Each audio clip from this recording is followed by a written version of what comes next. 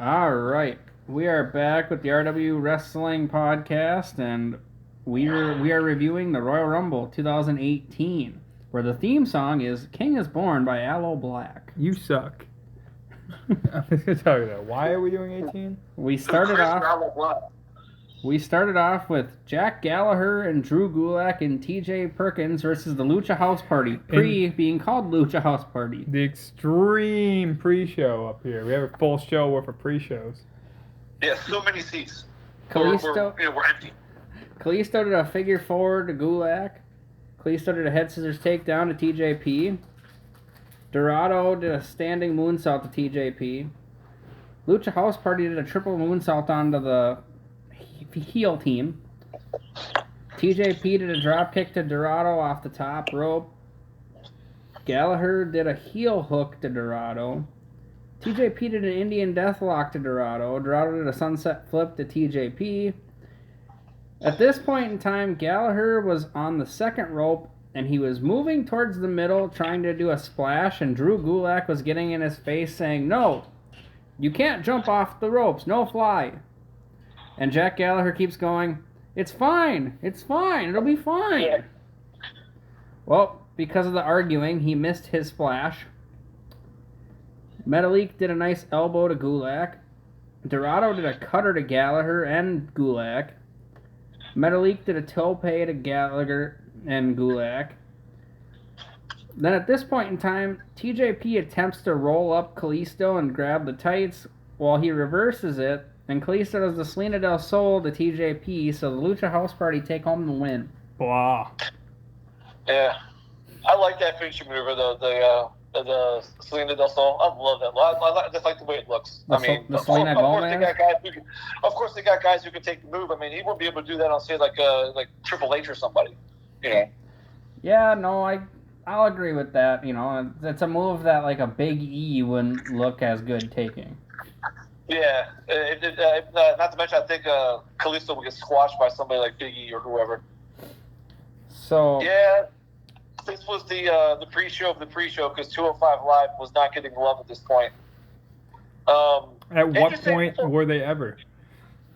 Well, okay, maybe I'm thinking about myself because I did watch this. I watched it for a little bit after the Cruiserweight Classic, and I was trying to get into it. It just was very hard because, I mean, despite what we think about wrestling is the key, but like you still need to have characters to get invested in, and that was the hardest part for 205 Live. Well, the thing is, too, is it didn't help that they would air it after Smackdown. So then, like, the crowd was normally pretty tired / not invested in it. Yeah. So they didn't really get great reactions by the crowd or anything. All right, so this is this starts the. I don't know how many chances. I mean, it's a Philly crowd, so they had so many chances today. When the guys were in the ring getting introduced, there was a PowerPoint chant that came up, and then Gulak says no chanting, which is kind of funny. A Rusev Day chant broke out. It was the whole show had chants in it. I'm gonna list as many as I can catch. My favorite's during the Women's Royal Rumble match, and they chant everybody's significant other's chants. Yep. Yeah. What was that little? I don't know if you mentioned it or not, Chris, but there was like a little interesting figure four thing that Kalisto did. It was like so say you do a regular figure four, except he was upside down and then twisted it around to where he was upside right, and Drew Gulak was upside down. It was really weird. He was doing like an inverted figure four. Upside right. It was really strange. It still looked cool though because he just flipped right around and and Drew Gulak went with it, made it work. Gallagher's gear, the state of it. Like, what are you doing? I mean, but that's his gimmick, so it's okay. I don't know how you can wrestle it though. He was living that gimmick. I know. I don't know how you can do it. The fucking dress shoes, the socks, the whole outfit. I'm surprised there was only one contrived spot. That was the double. The triple. Triple moonsault. Yeah, that was. So, commercial break signed up the goddamn pay-per-view. You guys knew I was going to bring this shit up. No, yeah, we called every commercial break they took. Yeah, we're like, and commercial. Yeah, so apparently I'm not going to watch the Rumble until they tell me to do it during the pre-show. So I'm glad they brought those commercials up, so I knew what to look forward to. Or just wait till they start doing commercial breaks during pay-per-views. Oh, dude. Yeah. And but so then we come back to the match. Now I know it's a pre-show match, and maybe no one cares, and that's why they do this. But like, I would like to know how the heels gain control during the break. But I feel like I'm watching Raw at this point. Just wait till you get to the second pre-show match. They probably took out 2 minutes of what could have been a really good tag team match. Yeah, like if they would have did like a picture-in-picture, I'd be okay with it compared to this. Just black out and then come back. Yeah. Because you watched the actual pre-show. We watched the one on the DVD. Yeah, so speaking of the blackout, whenever I watch some of the Impact pay-per-views we watched, and I watch it on the Fight Network, they'll black out mid-match sometimes, but they come back like a second later. So, I don't know, maybe WWE could do that, but I don't know why they do that. It's so stupid. The stupidest thing I see here is they go to commercial, and then they put it on the DVD, and then they go black, like they didn't film the match parts that they took out. Exactly, but they have the footage somewhere. So they take out the part of the match that was during the commercial, but if you're going to put it on the DVD, you might as well just put the match on the DVD. You don't need to take the commercial out. Like, it's stupid. It was the same thing when they did like Best of Smackdown DVDs. They would always take the commercials out. Well, okay, but if it's on an actual television show, it makes a little more sense. But like I said, with AEW, because they do Fight, they commentate through the commercial break. Yeah, because like, okay, so like if the DVD is like Best of Smackdown or Best of Raw, I get the commercial breaks on that. Because you wouldn't want to put the footage without any fucking commentating. I get that. But on, like, these pay-per-view DVDs, they should fucking have the shit in there. Yeah, just have it in there. Yeah, you film the footage, you might as well use it. That's what I'm saying. Exactly. But that's what I was saying about SmackDown and Raw matches, too. So after that Gallagher and Gulak spot where Gallagher's on the rope and he misses his splash, did you hear him say to Gulak as he's tagging out, "Oh, by the way, you were right"? Yeah. Did you hear that? I heard it. Yep. It was awesome, except for the fact that if Gulak wouldn't have argued with Gallagher, it would have worked. Yeah. And then after the match was over, TJP is shown shoving his partners. And we don't get to see it because the camera goes back to the Lucha Party in the ring. And that's why you asked me if TJP was just throwing a fit on the ground. Like, well, no, he gets fucking shoved over, bitch slapped or something. Yeah. I thought the match was okay. It's a pre-show match. Am I supposed to care? Hell yeah, I'm going to care because it's a match. But the commercial break kind of ruined it for me a little bit. But I still gave it a 6. I didn't mind it. I'll give it a 6.5. I don't have a rating for this one. You need a rating. You can give it a terrible one. Let's give it a 5. I don't have a rating for the pre-show. All right. I have a rating for what the other match should have been. So then we go to... Actually, since you were watching the legit pre-show, were there any like segments that we didn't get that were like talking interviews or anything that were important?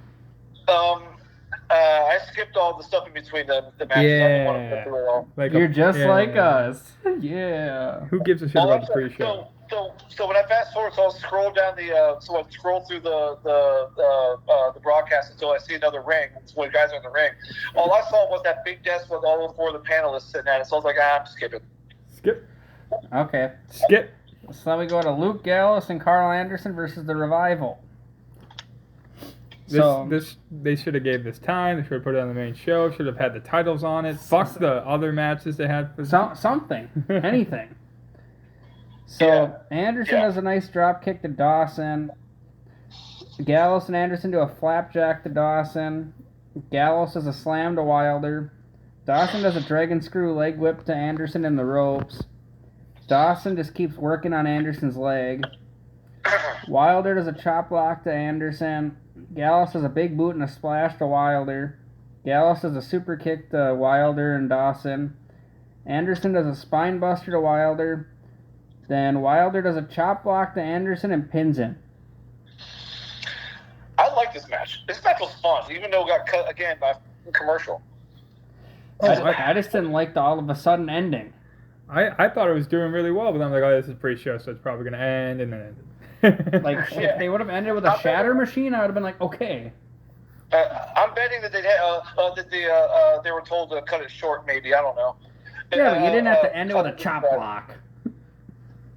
Yeah, because like a chop block isn't going to make you get pinned. It just makes your leg hurt like a hell. If anything, you'd be writhing in pain and moving around a lot. All right, so I dig the Revival, and I'm glad they're on AEW doing their thing because like that great move they did where I think it was Wilder on the outside and he tried to tag in Dawson, but the referee wouldn't allow it. But yes, I actually called that. I was like, yes, thank you. They're being smart. Rules. Yeah, and then while the referee was trying to do something, I think it was with Anderson. Revival. I'm sorry. Wilder goes in the ring and then attacks him. I forget how he does it, and then tags in Dawson. I was like, really good move. I love that shit. The commercial killed it because, I mean, don't get me wrong, they were working on Anderson's knee for so long. Maybe the commercial was good, but I don't need to see anything about Rocket League or the Mixed Match Challenge. I don't need to see it here. Why? We didn't see anything, so it was perfect. It just went right. It Right just to cut, black. It cut to black and then cut back to the screen. It's like, what happened? Oh, whatever. Fuck it. Well, Albert was getting a commercial for Rocket League and Mixed Match Challenge. Yeah. So I'm taking a bullet for you guys today, just so you know. I'm MVP tonight. I'm Whatever kidding. you say. Yeah, right. Fucking via radio. I believe from now on, anyone who has the name Anderson and their wrestling name should do a spine buster because they always do them well. Arn Anderson, fucking Carl Anderson. I don't know if Mr. Anderson did one well, but if your name is Anderson, you should be able to do a spine buster and do it well. I can't remember Mr. Anderson doing a spine buster that's really well. Yeah, I think you're right though. The finish was kind of sudden, although I didn't mind it because it was the knee that was worked on. But maybe they do a submission as opposed to a pin. So yeah, I gave it a 6 because I like both teams, but it could have been a little bit higher.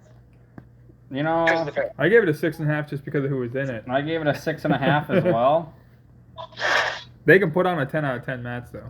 They could. They could. If they were given the time and the opportunity. In the right place, which could very well happen now. Yeah, and we're going to talk about some of the nonsense during the main broadcast that we could have had this fill the space in.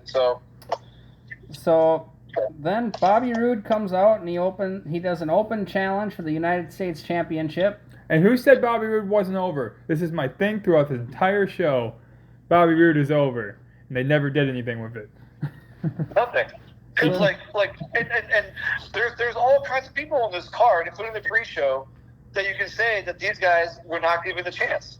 And the last match was a definite proof of that. And that's not Robert Reed. This has nothing to do. Like, yeah, he's U.S. champion, but he's on the pre-show. And then who answers the challenge? Mojo Rawley. He ain't hype. He's overhyped. He's over. He's over. Vince thinks he's over. He's overhyped. Like his career is over. Yeah, his career should be over. So Roode does a clothesline to Rawley. Roode does an atomic drop and a side Russian leg sweep to Rawley. Rawley does the pounce to Roode into a barricade. Pounce! Roode does a suplex to Rawley. Roode does a clothesline to Rawley. Roode does a neck breaker to Rawley. Roode with a blockbuster off Brett's rope to Rawley. Rawley does a spine buster to Roode. Roode does a spine buster to Rawley. Rawley does a backdrop to Roode. Roode hits the glorious DDT to Rawley, and Bobby Roode retains his title. Did Roode get hurt at the end? No. Because he was selling his left shoulder when he was selling his left shoulder while he was doing the glorious DDT. He didn't get him up, and then when he went to go celebrate with his belt in one hand, he couldn't. His other arm was by his side. Well, I was going to talk about that glorious DDT too. I don't think it was Roode's fault. I think fucking Rawley didn't sell it right. Well, to be fair, Roode was selling the fact that he got pounced into the fucking barricade in that shoulder. Yeah, and he hit it again on the brick post. I get that. But it just, I figured if they were just, hold on a second. I lost my train of thought. Go ahead, guys. I lost my train of thought about that. Well, it's just that particular spot. I think that was honestly just selling. I don't think it was an injury at all. Okay, I just want to know your opinions about it. Let's see here. So, obviously, the entrance for Bobby Roode is freaking fucking phenomenal. Glorious. Da, da, da, da, da, da, da, da, so blah, blah, blah, or whatever the fuck it is, right? And the history of Bobby Roode between WWE and TNA, has he always gone by Robert if he's a heel and Bobby if he's a face? No, he switches it up because he was Robert Roode for a long time in TNA. Then he switched it to Bobby Roode as he was still a heel. Mm. either way, Robert Roode. So like you said, Dylan, Robert Roode is fucking over. By the way, he had a promo at the beginning of the match too. So he said, "Tonight is about the numbers," and which is not wrong because there's so many numbers that Michael Cole himself spews out throughout every single Royal Rumble that we're going to see tonight. I was going to write them all down. Honestly, I was going to write all of them down to see how ridiculous it is. Cool that they have the stats, but like it's like everything has something of significance. Like, but I got bored of it within 2 seconds. Anyway, so Robert Roode says tonight is about the numbers. The Royal Rumble tonight will go from 30 participants to 1, and just like and that's the same as what happened in the United States title tournament. It went from 8 to 4 to 2 to 1, and that last one was absolutely glorious. You know, and he also said Philadelphia was the birthplace of America. Is that true? I mean, it's Well, like technically, 1776. Yeah, they signed they signed the Declaration of Independence in Philadelphia. Oh, okay. Just making sure. Maybe I got to go if I can read a book or something. history. Yeah, so then Mojo Rawley comes out. I was like, God damn it. Mojo sucks chance to break out. So this is like the 4th chance so far in only 3 matches. So we're going to get the more chance later. It's so much fun. Well, I Mojo knew. too much, but I can't hate Mojo too much because he's got some Maryland gear on. He has the Maryland flag on his left arm. Thought it was really cool. Again, they hyped up the triple threat Universal title match during this match during the commercial break. God damn it! God damn it! But the crowd was popping for Robert Roode whenever he did something. When he did that blockbuster, the crowd popped for it. It was really nice to see. Even during the pre-show, people actually are watching it, paying attention, and not just like buying popcorn and not caring and all that stuff. It was really fun. Oh, and no, definitely. If I had to give this match a rating, I'd say it's going to be a 6. It's not bad for a pre-show. It's actually a good pre-show.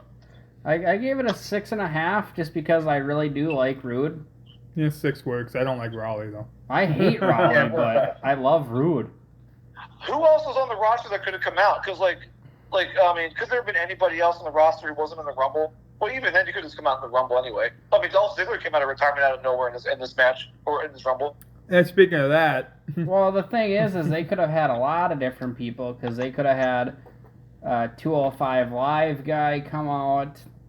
They could have had someone from NXT come out. Technically, like you had options as long as it wasn't a Raw roster person. I think the Ziggler thing would have worked better if he would have done what he did like 2 months earlier.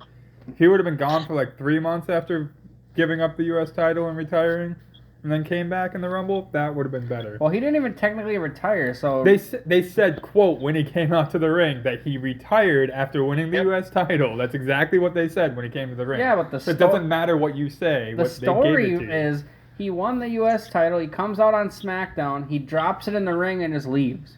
He never even said what he was doing. They said he retired. Yeah, they said he retired on the show. Yeah. Oh, I'm sorry, during the Rumble. I think that would have worked. That whole thing would have worked better if he would have been gone for like 3 months. It'd be better if he didn't do it. No, it would have been better if they were gonna do what they did. It would have been better if he was gone for 3 months. I just don't necessarily understand why he needed to win a title and then just walk out of nowhere. To prove that he was being serious about it. Sure. Okay. Like, I want to leave. But I'm gonna leave as a champion. Yeah, but it's the United States Championship. That didn't really mean too much at this time. Who cares? It got Bobby Roode the titles. So then we start off the main show. Yay. Handicap matches for championships. Handicap match for the WWE title. AJ Styles versus Sami Zayn and Kevin Owens. Yep. Hey, Shane, what's up? Didn't know you were going to be here today. Styles did a nice head scissors to Owens. Styles did a drop kick to Zayn. Zayn did a backdrop to Styles. Owens throws Styles into the barricade. Owens did a wheelbarrow slam to Styles. Styles did a Hurricane Rana to Zayn off of the ropes. Off the top rope, actually. Styles did a Pele to Owens. Styles did a moonsault reverse DDT to Zayn off the middle rope. Not the proper one. Owens does a monkey flip to Styles, which ends up being Styles doing a Hurricane Rana to Sami Zayn, which was really cool. Yeah, it was. Styles does the Calf Crusher to Owens. Zayn does a Blue Thunder Bomb to Styles. Owens at one point super kicks Styles, and then it actually leads to the phenomenal forearm to Zayn. Owens did a super kick to Styles, and then Styles ended up reversing the pop-up power bomb, and rolls up Owens, and AJ Styles wins. Yeah, I didn't care for the finish. Although I get why they were doing it. Don't get me wrong, I understand why they were doing it. They're trying to move forward the Kevin Owens, Shane McMahon. You always let people screw me out of my title matches or whatever it was. But they should have come up with a better way to get Owens screwed so he had a legitimate gripe, because he's the one who messed up. Hey, they said they didn't tag. Yeah, he didn't tag. So he came in and thought he was legal, and then when he got pinned, he started bitching about it. Like, come on, dude. You're Kevin Owens. You're a fucking prize fighter. You're a badass. So stop being a bitch. You fucked up. Stop being a bitch. RW Wrestling quote, tag Kevin Owens on Twitter. Stop being a bitch. Royal Rumble 2018. Then he'll block us. I was getting bored of the friggin' Owens getting screwed by Shane McMahon storyline at this point. I remember how dumb it was. It was getting so repetitive, and it was like, that's so lame. Yep. Owens is better than this. And I think it went right back to it when I was like writing my notes, like, I remember this is so dumb and getting bored of it. And of course, they would wrestle at WrestleMania. I forget what match that was. It was just a regular match, right? Like no DQ it was or a something? tag match. It was Zayn and Owens versus Shane and Bryan. Oh, that's right. Brian feigned like head injury like a couple times or whatever. Yeah, that's right. Yeah, when Bryan came back for the first time. Yeah. They didn't Alright, get so to the end of it until like later in the year. Yeah. When So Zayn and Owens got sent to Raw. Yeah. So all three of these guys have great entrances. I loved all three of them. Like Zayn comes out, he's energetic, and the crowd goes, "Let's go!" And KO has my second favorite entrance behind Seth Rollins. With the way the music is and the theme and how it goes and all that stuff. And then of course AJ Styles, you don't want none. And if anybody thought that Owens and Zayn were going to win this match, you had to be on some drugs. There's no way they were going to have a co-WWE champion. So no one thought that. Did you hear the ring announcer introduce Kevin Owens as Kevin Owens? Did you hear No, that? but I did hear Corey Graves, I think, say, "We're gonna have new champions." Yep. You did say that too.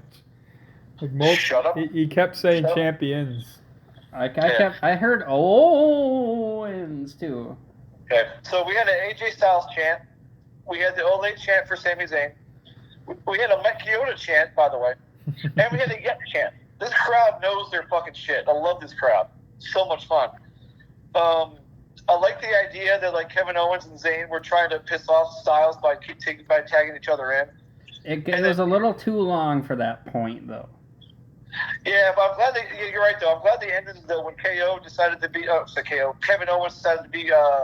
when Styles was between Kevin Owens and Zayn, and Owens improvised and ran out of the ring and slid to where his corner was. I thought that was kind of funny. Yep. So when that happened, Graves and Saxton started to bicker a lot, and I was like, okay, I'm not even going to care about your bickering bullshit anymore. So it's kind of like listening to JBL sometimes when he was like bicker with Cole or whoever. I just tuned it out. Skipped ahead. No. So I muted it. That little monkey flip in the Hurricane thing, that was really cool. That was awesome. Yeah. Okay, so how do you feel about the Calf Crusher being in the whole pantheon of submissions? Where do you rank the Calf Crusher? I'm giving it the top submission of all time. Even though it's not used as a finisher a lot, it still looks great. I'd say. Yeah, but let you hit this one. I'd say maybe like top 15, not top. Yeah, I like the way it looks. I like the way AJ does it. Even though it doesn't result in wins, I'm just talking about the way it looks, and like it just looks like it hurts. Well, as opposed to like say John Cena doing like an FU or something like that. Or the SCFU, sorry. Well, Styles has won off the Calf Crusher before. No, it was when they were trying to figure out new ways for him not to use the Styles Clash, because originally Vince didn't want him to use it. Yep. Yep. And now when he does bust it out now, though, he does kind of win with it or does have some wins with it, but he uses it rarely, and when it comes out, like, oh shit, yeah, he's got a submission. Just use it at Survivor Series matches, you'll win. Yeah, exactly. I like the story of the match. It was just the ending that really just kind of fell flat because it was just more of an angle as opposed to a win for Styles.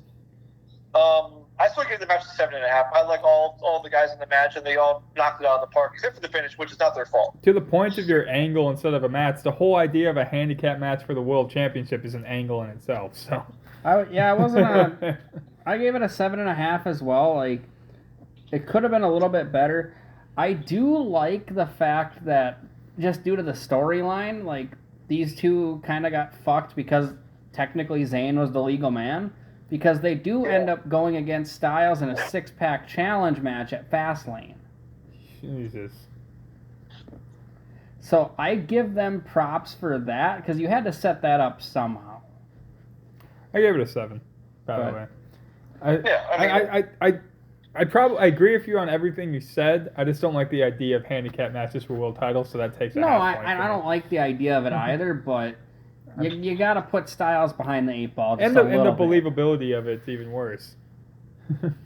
I don't like it.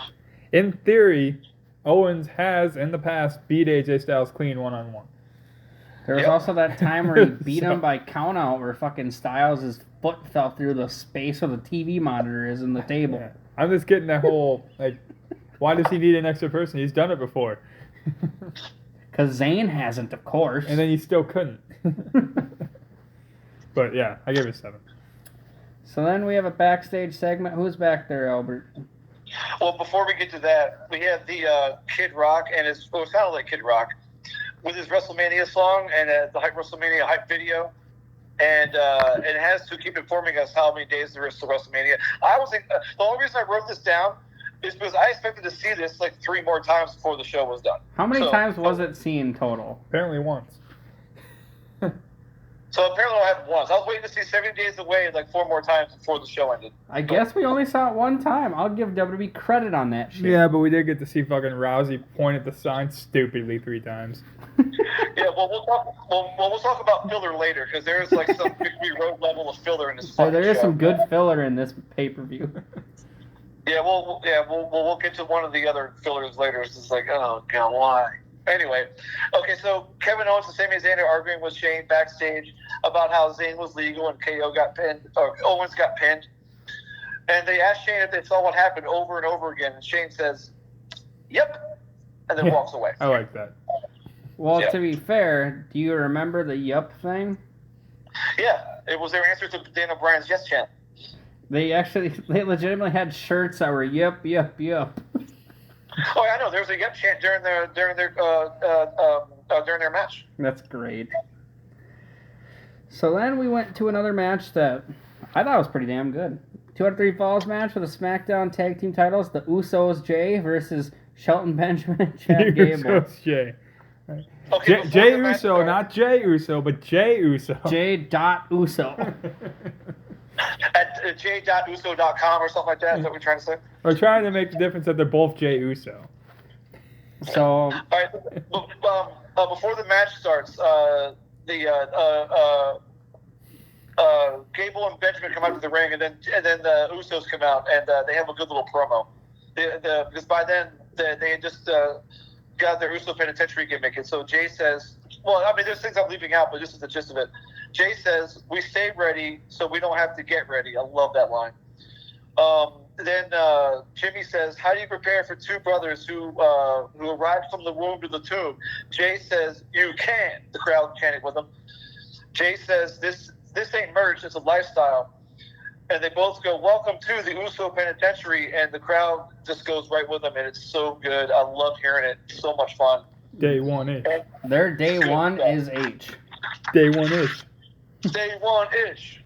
Their day is H, okay? That's how it is. Day 1 is H.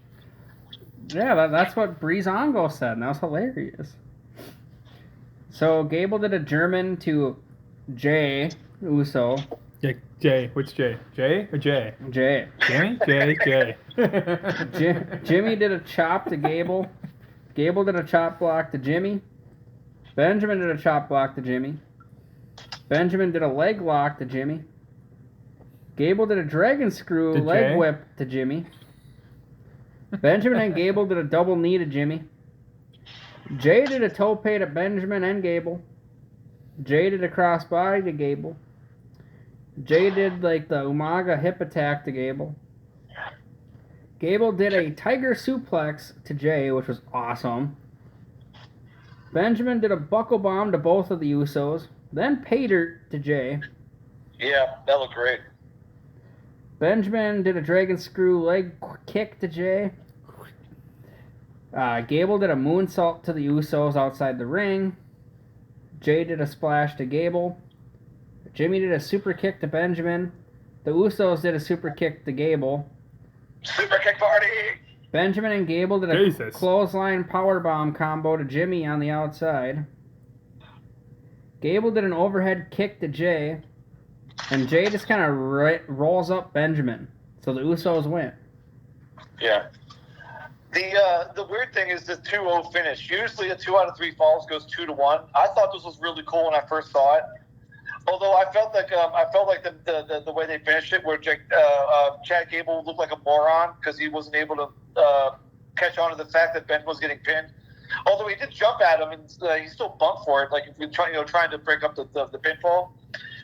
The other finish was okay. It's kind of cool to see something different than a 2-1. It's a 2-0, so I thought that was kind of cool. I just thought it's weird that they lost because they tried to be heels at the end for some reason.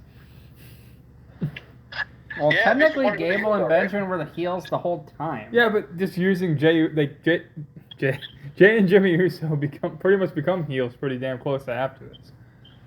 Because If the they weren't Uso already. penitentiary thing, they were heels for Well, most of it. no, they had just turned face at this point because that feud at New Day made them face. Yeah.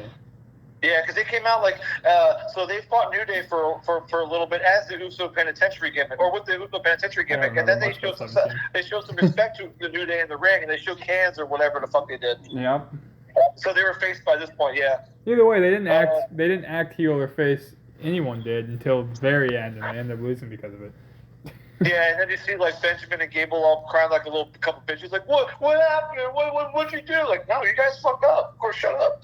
Go back, I did think it was stupid though that they made Gable look like an idiot because it's 2 and then he fucking dives.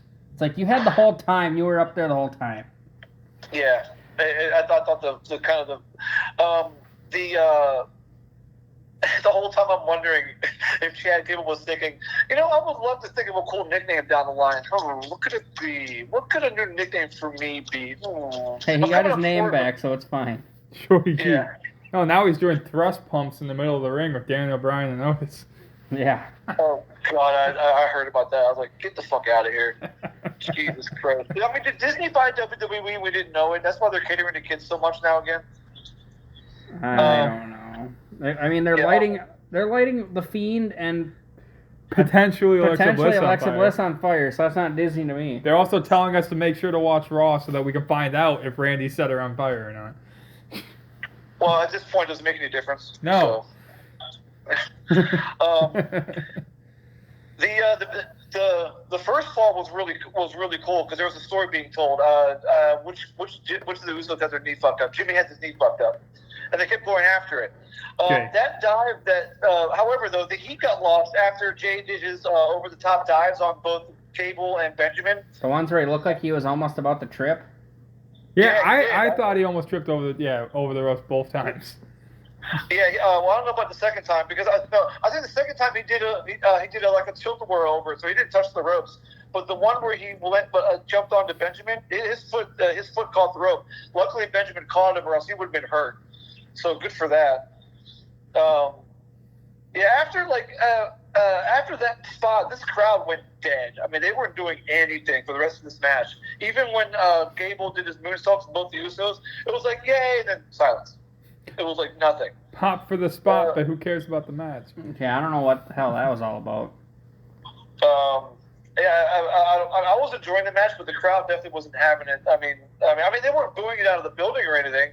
No, they just weren't reacting at all. Yeah.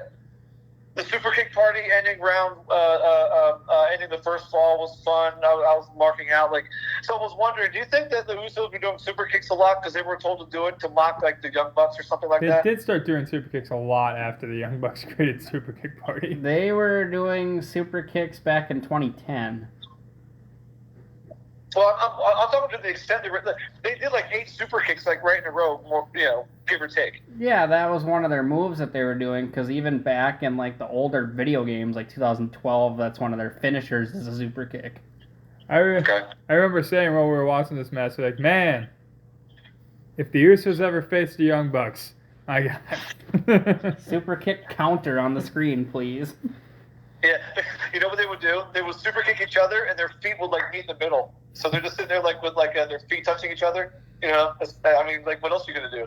At some point, that super kick counter would blow up and be like, and the super kick is officially dead as a move. Yeah, I mean, like, I'm pretty sure Shawn Michaels is like kind of annoyed about that because like when he was doing the super kick, he was the only guy doing it, and then the only guy in WWF doing it.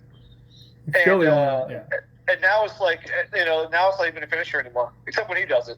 He's still the only one that ever, like, I mean, I know Ziggler tried to do it that way, but when, like, the whole getting ready and hitting his foot against the ground. Michaels is my favorite super kick, I'll say that. He's the only one that does it properly. Yeah. I remember when he did it to Marty Jannetty on the barbershop when they broke up the Rockers. I mean, that's how far back it goes. So... I give this match, unfortunately, since the Heat got lost like halfway through, I still give credit to all 4 of these guys, but they're all awesome. I gave it a 5 though. I thought it was just basic. I gave it a 6. I gave it a 7. Okay. Mainly because I didn't like the ending. It didn't make sense. The ending part I didn't like, but I glossed over that a little bit. You gloss over a lot of things. I try to, because I try to be nice. So then, did we get another promo after this, Albert?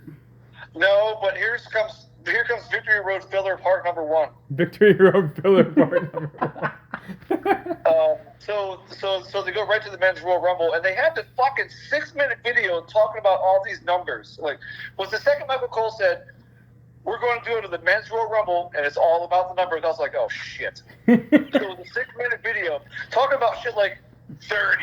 That's how many participants. 1988. That's the first year they had the first one. And 240,000 and 292 pounds of participants have come into the Royal Rumble. Like, oh, come on. I don't care. Okay. Like, and I was literally like thinking about, like, I think I'm falling asleep waiting for this shit to end. Oh, shit. Okay, so before the match started, they had the rules announced, which was cool. So immediately I thought, I bet they're going to do the same thing for the Women's Royal Rumble too. Oh yeah, I said it. They have to, in case we forget. No, remember, it's not the same. It's not the same. The Women's Rumble match is different somehow. Yeah, by 30-second ring entrances, that's the only difference. And then, so after all that, Jerry Lawler is announced as a special ringside announcer, and then we go to the Royal Rumble match. I made the joke that I made the joke that Jerry Lawler signed on to this thinking they invited him to do the Women's Rumble match, and then he got really disappointed when he got there, and they told him he was doing the Men's Rumble match. I believe you. That is true. All right, so we start off with Aiden English doing his Rusev introduction. Rusev Day. Oh, by the way, this is going to start off a lot of Rusev Day chants in this match. Oh, remember, he's not over, and they're just making fun of him. Remember that, though. Yep. Oh, they're making fun of him. Oh, he's over. No, that's all they're doing is making fun of him. So, I'm sorry. Over and over again. So Alexander Rusev comes out first. Finn Balor is number 2. Finn Balor does a drop kick to Rusev. And then number 3 comes out, who is Rhino. You think he might win? Who thought he might win? Don't lie. You. Yeah, he was your number 1 pick. I did pick him 3rd, didn't I? I suck. Well, I was going for the idea that I want the ECW guy in Philly, so it's fine. It's fine. It was a solid first pick. He was close. He was real close. Don't worry about it. Solid first pick. So Rhino did a belly-to-belly to Rusev and Balor. Rusev did a spin kick to Rhino. Then number 4 comes out, Baron Corbin. Woo. Woo. Baron Corbin comes in and does a boot to Rhino.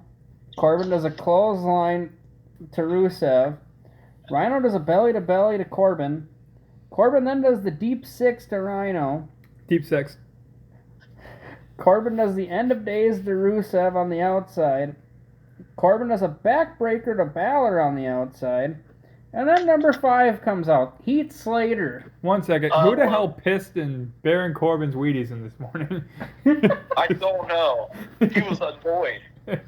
He was pissed. Yeah, he was. Sheamus wasn't even that pissed, and we'll get to that. Corbin then sees Slater coming out and gives a clothesline to Slater. Poor I guy. love Slater's gimmick throughout this whole match. It's so much fun. Poor guy. Then number 6, Elias Sampson comes out. Is he still Elias Sampson at this point? I think so. No. I know Alexander Rusev's not Alexander Rusev, but you said Alexander Rusev. Sampson does a kick to Slater. Although I appreciate the full name usage though, Chris. Don't get me wrong. He's You going to weren't say doing Antonio Cesaro later. I'm gonna. Then number 7 comes out, Andrade Cien Almas, a.k.a. the NXT champion. Bold that. Hi, name. Zelina. Hi, Selena. Almas does a double knees to Sampson / Elias. Just call him Elias in this case. Jeez. Elias does a clothesline to Almas. Then number 8, Bray Wyatt comes out. Wyatt does a Uranagi Fat Wyatt. to Elias. Wyatt does a clothesline to Balor. Then number 9, Big E Langston comes out. Big E at this point feeds Heath Slater pancakes out of his attire. Thought he was going to help him. He's like, I eat these pancakes. Big E then does a belly-to-belly to Wyatt. And number 10, we hear Ty Dillinger's music. Again. Of course. And then we see backstage where he's getting his ass kicked by Owens and Zayn. Well, then who comes out? Sami Zayn instead It's of. that easy, huh? Funny thing about this is I'm actually upset because I forgot Ty Dillinger was even in this match, but I'm actually wearing my AEW Sean Spears shirt. So I was like, oh yeah, Ty Dillinger. And he gets his ass kicked in the back. So then, So it's that easy to get in the Rumble. Don't get any Rumble qualifying matches. Don't be like a top guy. Just wait for your moment and beat somebody up and take their spot. Beat up the guy waiting to come out next and just go out. It's so simple. so then Sheamus comes out, and Sheamus throws Slater into the ring, and Slater clotheslines him over instantly. That was great. Which then someone on commentary says it's Sheamus' birthday. He got eliminated by Slater on his birthday. Which who the fuck cares? And then in the moment of the night, or the moment of that exact commentary, Jerry Lawler goes, he eliminated Cesaro on his birthday. He did. Well, then Wyatt gave a Sister Abigail to Slater. Then number 12 comes out, Xavier Woods. What? New Day do a double team to Zayn. Woods and Pagin, Woods and Pagin, Woods and Pagin, Woods and Oh Pagin. my god. What? I said Woods in Page. Oh, gotcha. Woods does a splash to Elias off of Big E. Then number 13, Apollo Crews comes out. Crews does a drop kick to Wyatt. And Balor does a double stomp to It's Wyatt. Apollo now. It's Crews now again. Then 14, Shinsuke Nakamura comes out. Hey, this guy is fucking over. How could you tell? I mean, the crowd only sang his theme after it stopped. I mean, whatever. And then after they stopped singing his theme, they clapped for like a minute. And after they're done clapping, they were cheering him on again. Yeah, Chris Jericho ripped off Shinsuke Nakamura for that gimmick. I mean, what the fuck, man? They did his music, they clapped, and then they're chanting Nakamura. I'm like, how did you not give this guy the belt? No offense to AJ winning at Mania, that was great to see too. So Nakamura comes in, does a drop kick to Zayn. Nakamura does a knee drop to Elias. Then number 15 comes out, Antonio Cesaro. Nothing happened really in between those numbers. So number 16 comes out, and it's Kofi Kingston. Cesaro does an uppercut to Kingston. Cesaro does an uppercut to Crews. Then number 17 comes out, Jinder Mahal. Yay. Okay. Before you go on, I shit you not. You heard what Jared Lawless did, right? Oh, he was picking Mahal as his winner. He said Mahal is going to win. I was like, I almost threw up. Anyway, I'm sorry to interrupt you. Mahal does a suplex and a knee drop to Kingston. Mahal does a big boot to Big E. Then number 18 comes out, Seth Rollins. Holy shit, that actually almost sounded like it. Rollins has a springboard to Wyatt. Rollins has a sling blade to Wyatt and Balor. Kingston does a Trouble in Paradise to Mahal. Almas does the Hammerlock DDT to Kingston. Then number 19, Matt Hardy comes out. Matt Hardy did the delete headbutts in their turnbuckle headbutts, whatever, to Elias in the corner. Hardy does the side effect to Almas. Then number 20 comes out, John Cena. John Cena sucks. The only thing that happened between this entry and the next is Cena did the AA to Elias. And a bunch of John Cena sucks chants. And everybody jumped. Then number 21, the Hurricane came out. Cena attempted to give the AA to Hurricane, and Hurricane just kind of fell over the top rope. And then he did the Hurricane pose as he was walking away to every side of the ring. I actually thoroughly enjoyed the Hurricane Cena interaction. I did too. Then Aiden English came out. English did a double axe handle to Balor. Then number 23, Adam Cole came out, baby. He's over too. No. With the main roster crowd and everything. Balor did a kick off the top rope to English. Then number 24, Randy Orton came out. Orton did a scoop slam to Cole. Never heard of him. Orton caught Almas in an RKO out of nowhere. Then 25, Titus O'Neil came out. Nothing exciting happened between that entry and the next. So we have The Miz. Yeah. The Miz did a neck breaker to Rollins. Miz did his Miz DDT to Cena. Miz did the It kicks to Rollins and Cena. Miz did the skull crushing finale to Cena. Rollins did a super kick to Miz. Then we had 27, Rey Mysterio. Huge pop. Wow, it was so cool. He'd been gone for a while.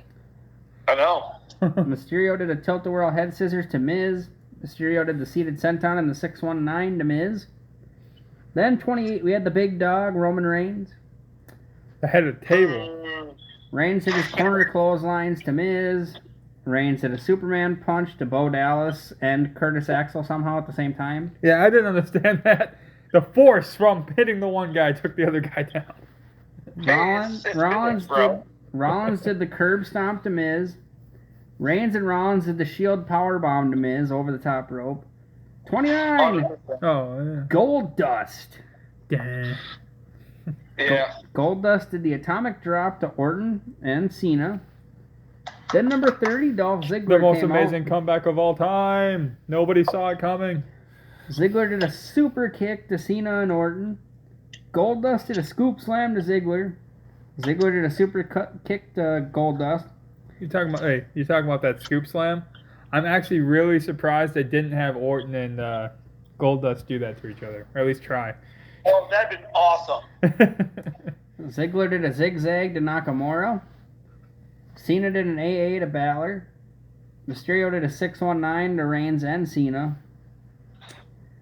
At this point in time, or actually Reigns and Orton. Orton did an RKO to Nakamura. Reigns did a Superman punch to Orton. Mysterio did a 619 to Reigns and Cena at this point in time. Mysterio did the senton to Cena. Balor did a double drop kick to Nakamura. Cena did a shoulder tackle to Reigns. Reigns did the Samoan drop to Cena. Balor did the sling blade to Reigns and Cena and Nakamura. Nakamura did a kick to Balor. Balor did a double stomp to Nakamura. Cena did the 5-knuckle shuffle to Reigns. Reigns did the Superman punch to Cena. Cena did the AA to Reigns. Nakamura did the Kinshasa to Cena. Reigns did the Superman punch to Nakamura. Nakamura then at this point ended up throwing Reigns into the ropes. Reigns hit a powerbomb to Nakamura. It was a triangle choke in the ropes, actually. Reigns hit a powerbomb to Nakamura. Reigns hit a spear to Nakamura. Nakamura did a Kinshasa to Reigns. Shinsuke Nakamura wins your Royal Rumble. So I said this at the end of the match when they did this, and it kind of bothered me. How come people only sell finishing moves in singles matches, but in this particular situation, because it helps in the elimination, Reigns sells it. He sells it in a way that he gets up, so it's easier for Nakamura to just throw him out of the ring. Oh yeah. Because you kind of have to, but like it would be better though. I agree with you 100%. Why don't you just go pick the guy up, look him in the face, and go, "I'm gonna throw you out." Zing, there he goes. And then call him a bitch. Call him a bitch. Yeah, on the way up. Bitch. Yeah. No, that kind of bothered me a little bit. Yeah.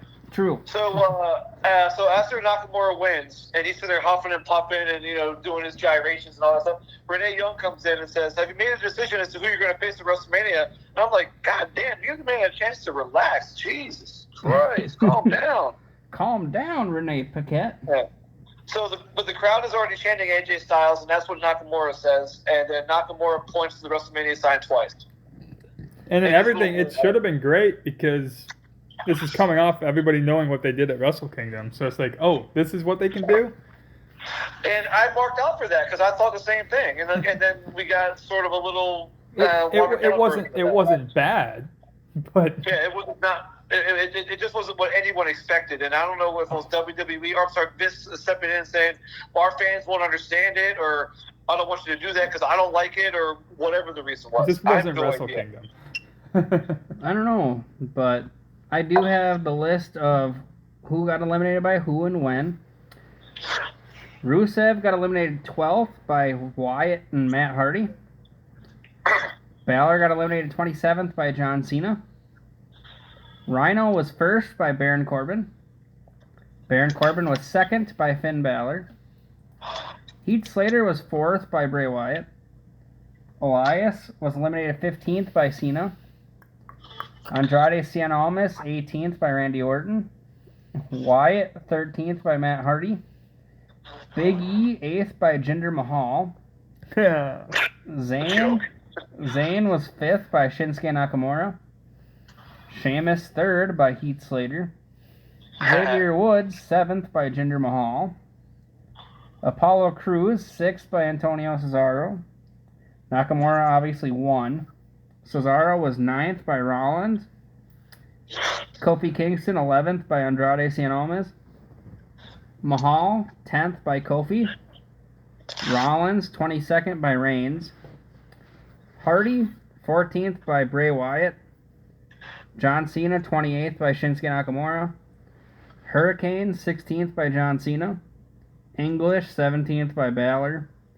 Cole 19th by Rey Mysterio. Randy Orton 25th by Roman Reigns. Titus O'Neil 20th by Roman Reigns. Miz 21 by Roman Reigns and Seth Rollins. Rey Mysterio 26th by Finn Balor. Reigns 29th by Nakamura. Goldust 23rd by Ziggler, and Ziggler 24th by Finn Balor.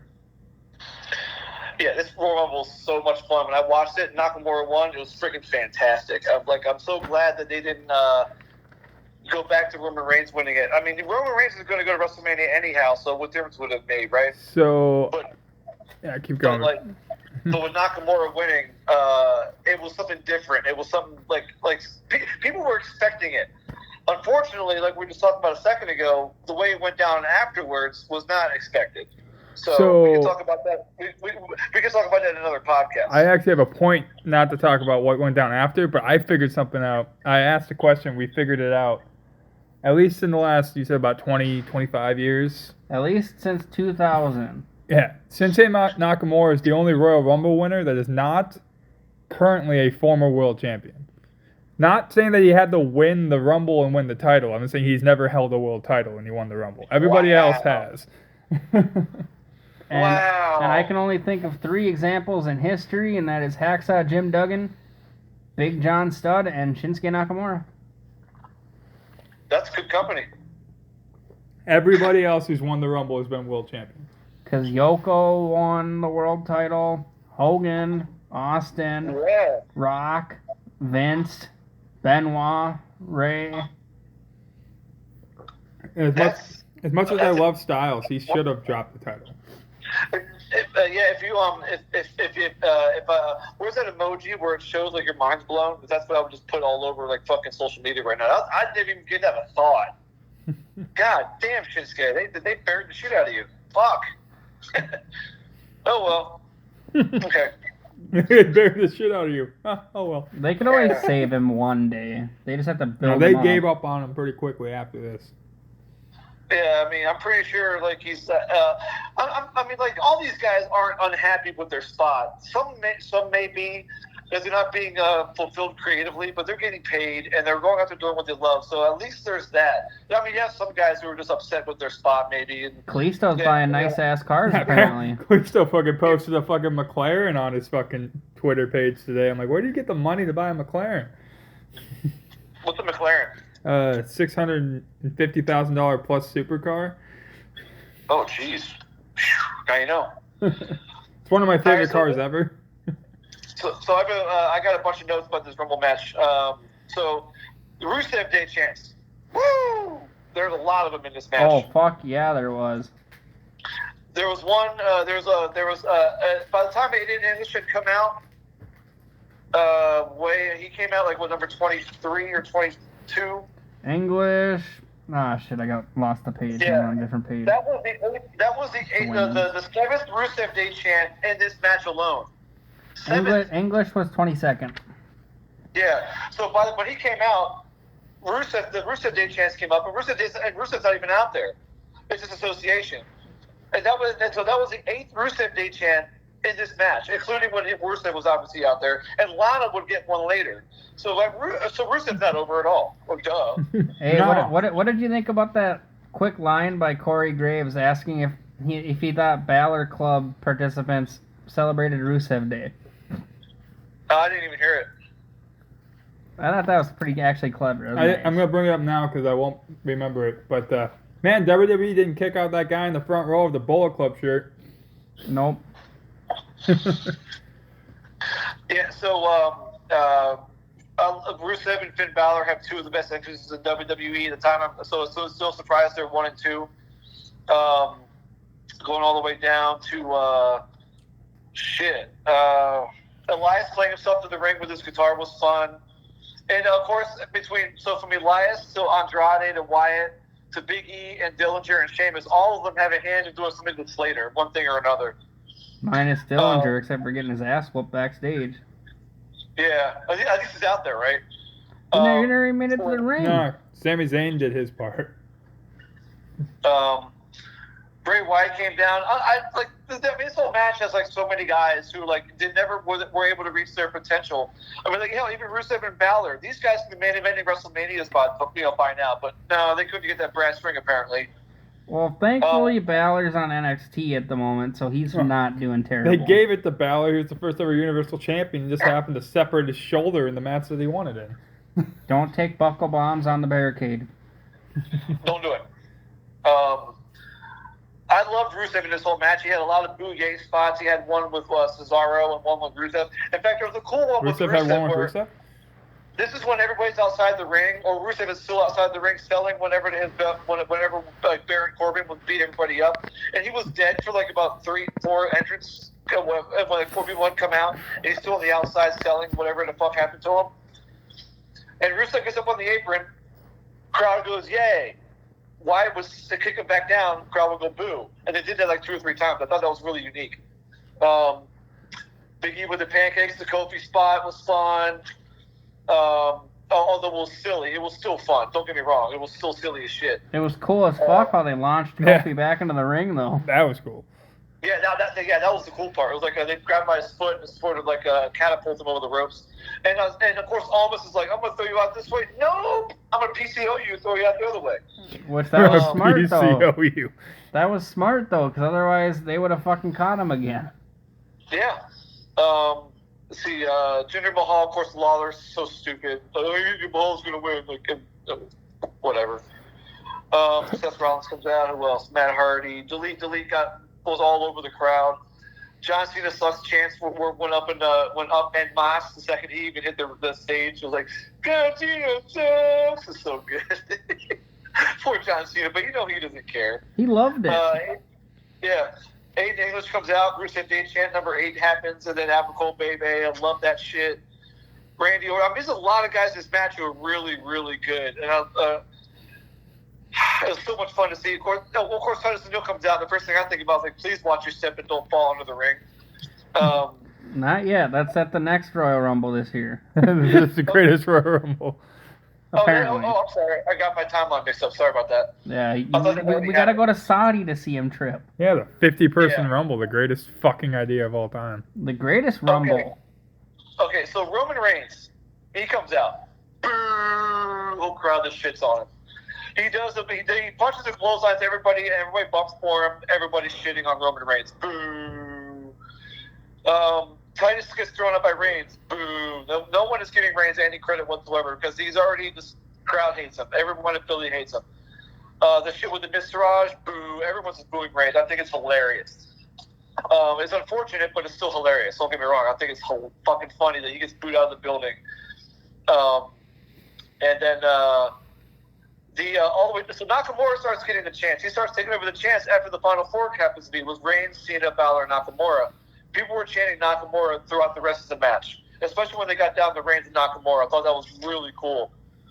Whenever it is, oh, by the way, so when they paired off during the Final Four, it shouldn't have been Reigns and Cena. It should have been Reigns and somebody else and Cena and somebody else. But every time Reigns and Cena got together, they paired off in the Rumble after the Final Four, the crowd shit on them. You both suck. You both suck. Chance kept ringing out. It's so funny.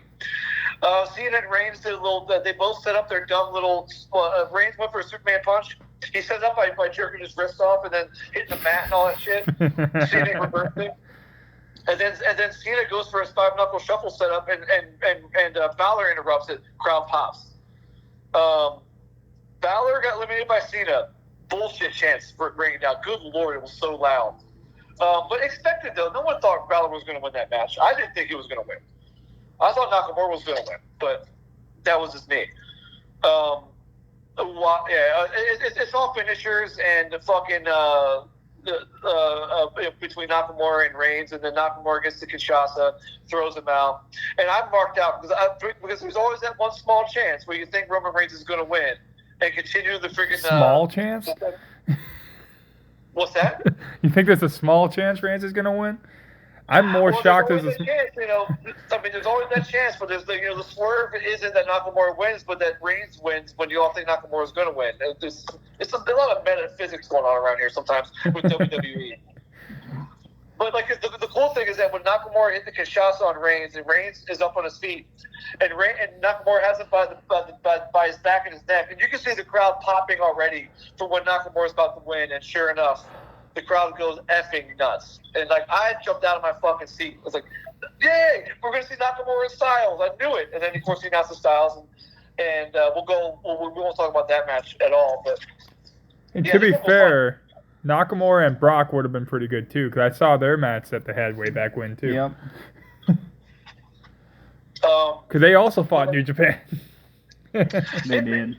And sometimes it's hard to rate. Obviously, at Rumble, you're not rating it on wrestling quality. It's all about the entertainment. And on that measure, I gave this a 9. It was so much fun. Every bit of it made sense. Nothing was out of place, egregiously out of place.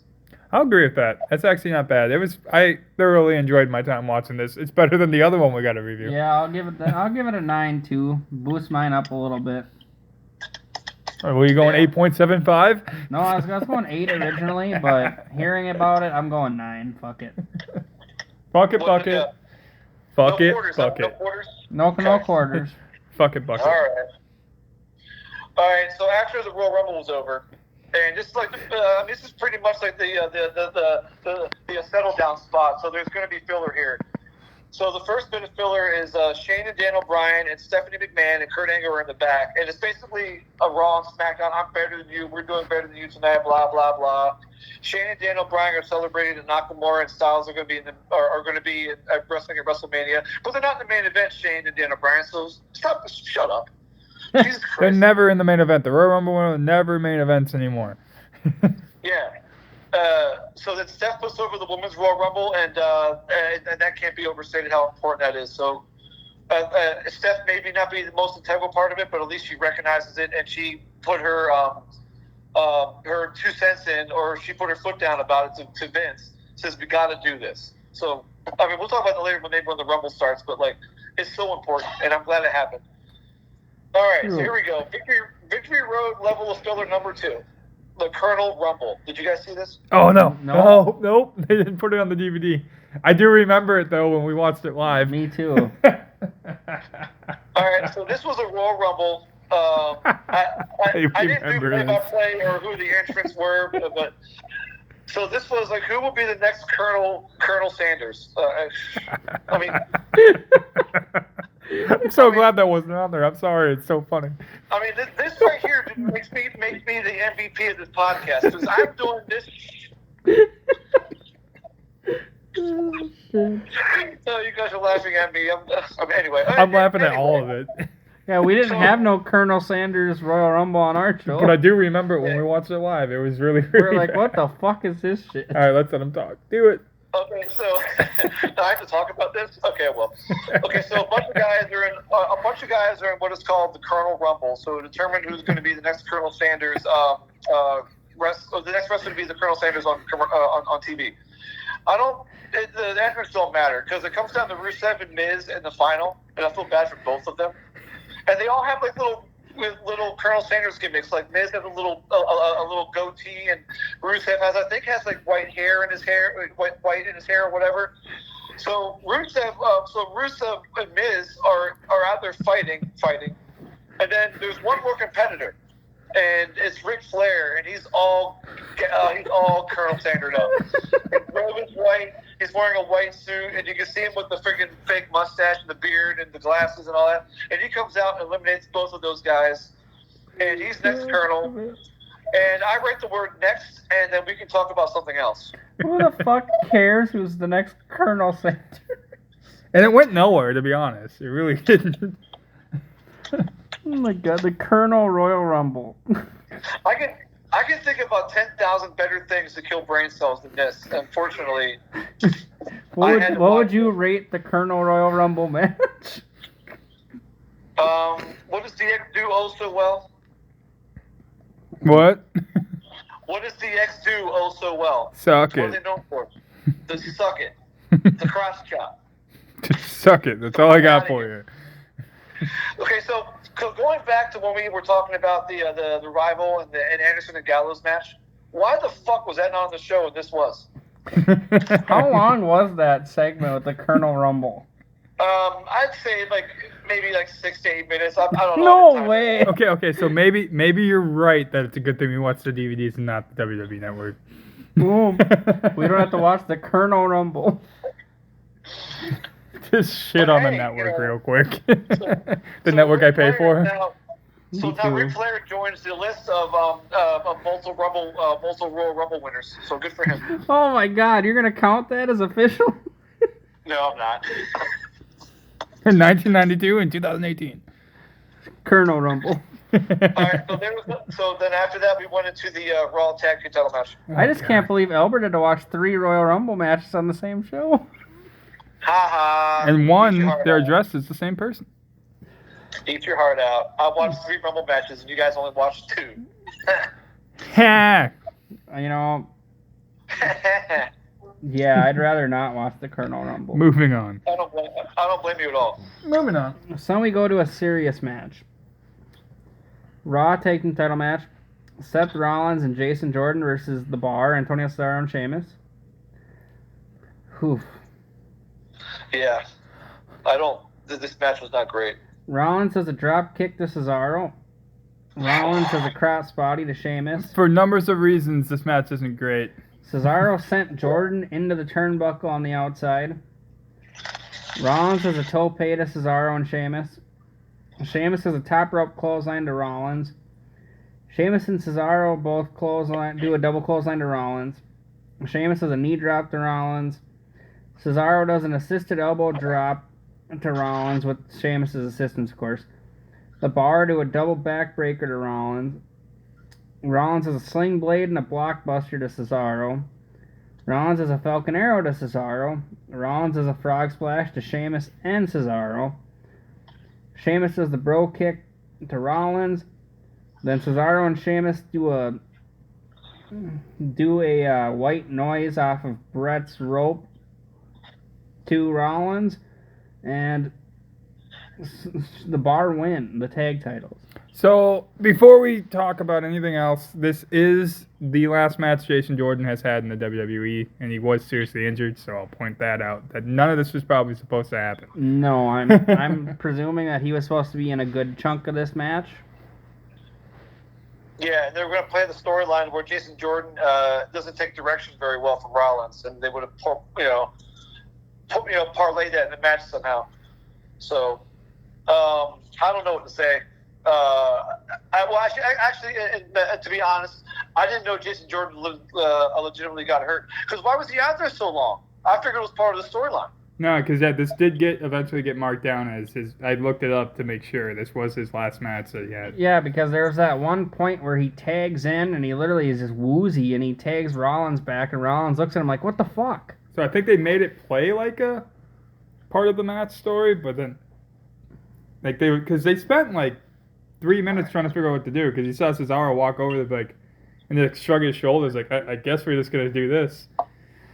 Because they didn't know what was going on. Because I'm suspecting that the Bar was probably still going to win the titles, but I feel like they were going to end up pinning Jordan off of a quote-unquote rookie mistake. Yeah, or Jordan will cause Rollins to lose the match by him, again, a rookie mistake. Shit like that. But yeah, but shit happens. Yeah. So, well, first of all, the fucking Son of Angle shit. God damn it. Yeah, I said that too. Hey, the one that should have been his son is Gable. No, nobody should have been his son. They never should have ran that fucking storyline. No, but if you're going to, make it Gable. Well, fair enough. I agree with that. Is Gable a mix of gay and capable? No. The fact that he's teaming up with Kurt, one of Kurt's old mentor or rookies back in the day, students. Oh. And the fact that he wrestles like Kurt would have made total sense. All right. So one of my gripes unique to myself. I mean, I'm probably the only motherfucker in the world who gets annoyed by this. Is when you ruin a ring entrance with the goddamn international announcers getting shown during a ring entrance. I hate it. You said he was going to bring it up. I knew it. I want to see what the Bar does when they get to the ring. You do a cool pointing thing. I hate it. I hate the pointing thing. Because I know what it's from, and they're not doing it right. And the way they do it with the pointing thing and the fusion, it's called the fusion dance.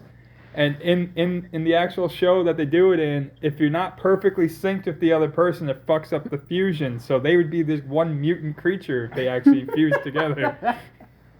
Wow, I didn't know they got that. I didn't know they got that involved with it. Oh yeah, no, they took that straight from DBZ.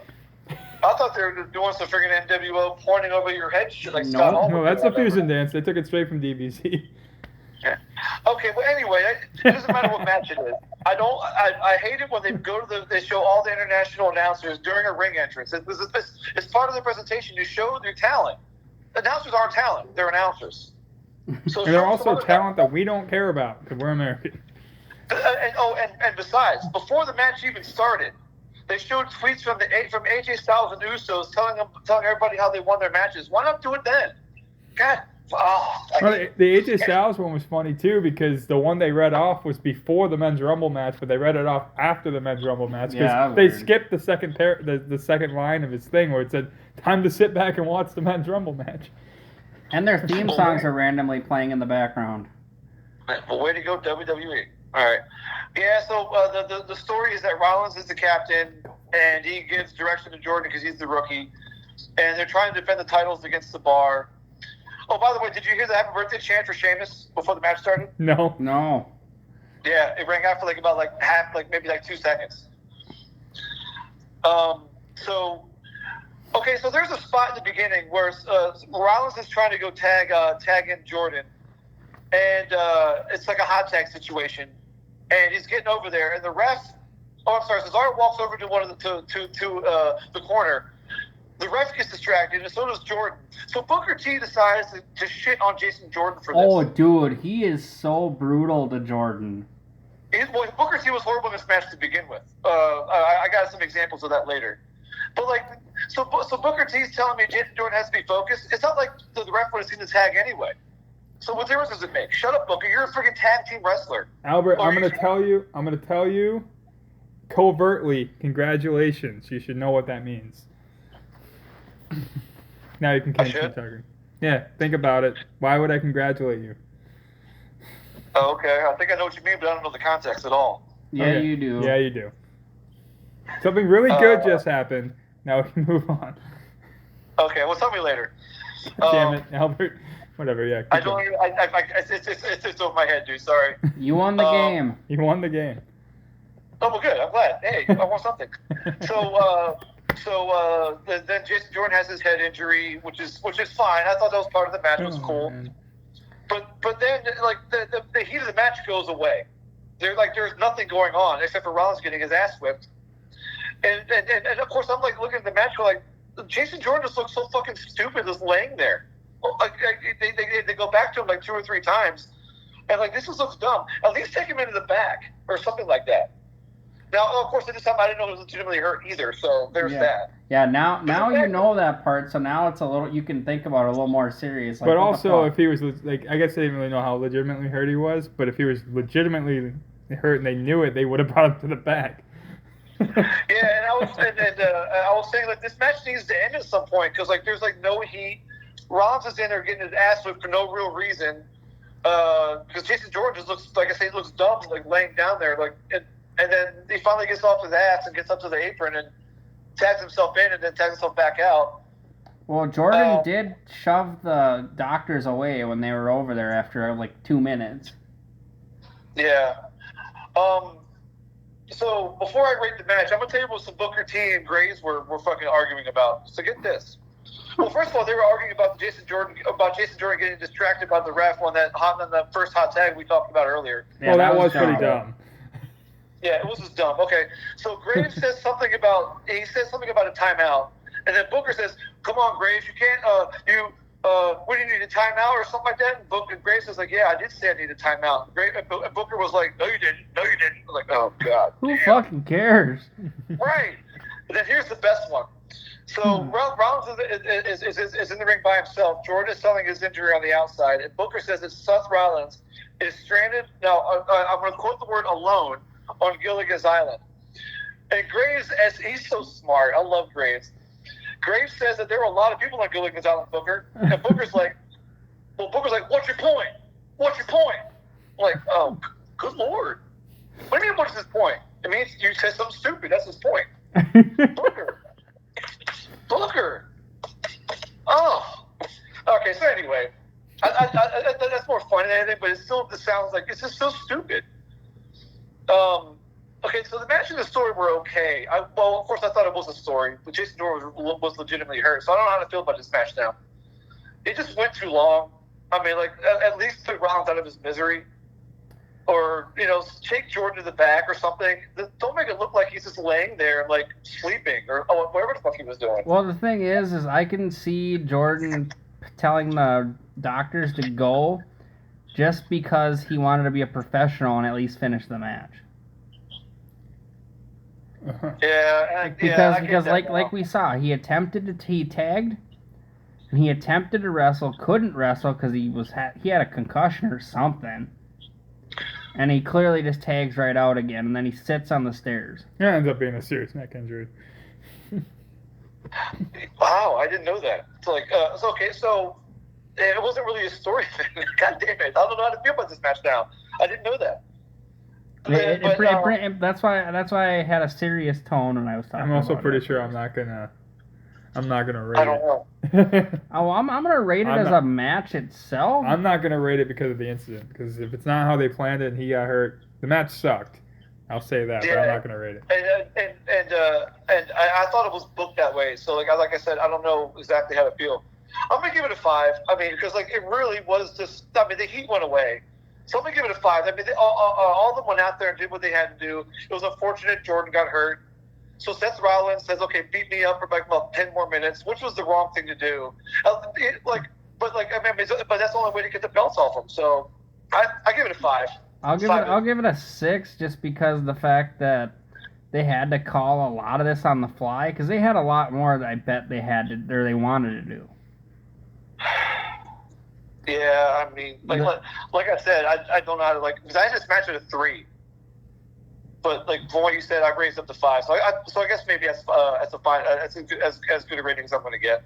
Oh no, we're not trying to convince you to raise your rating. It's just unfortunately the injury is just it. You don't know what to think at that point once you know it's a legit injury. Yep. Okay. Moving on, what happened after this, Albert? Another backstage segment? Actually, no. They had the triple threat hype package, which was really good because this match was built up well, from what I remember. And I'll tell you about how I feel about the match afterwards. But the hype package was outstanding. Okay. So we had a triple threat match for the Universal title: Brock Lesnar versus Braun Strowman versus Kane. So Strowman does a splash to Lesnar and Kane in the corner. Strowman does a drop kick to Lesnar. Kane does a choke slam to Lesnar. Lesnar hit a knee. Actually, Lesnar hit Kane with a chair. Strowman did a clothesline to Lesnar. Strowman hits Lesnar and Kane with stairs. Strowman does a choke slam to Kane. Lesnar gives multiple Germans to Strowman. Strowman does a power slam to Lesnar through a table. Kane then simply pushes Strowman through a table.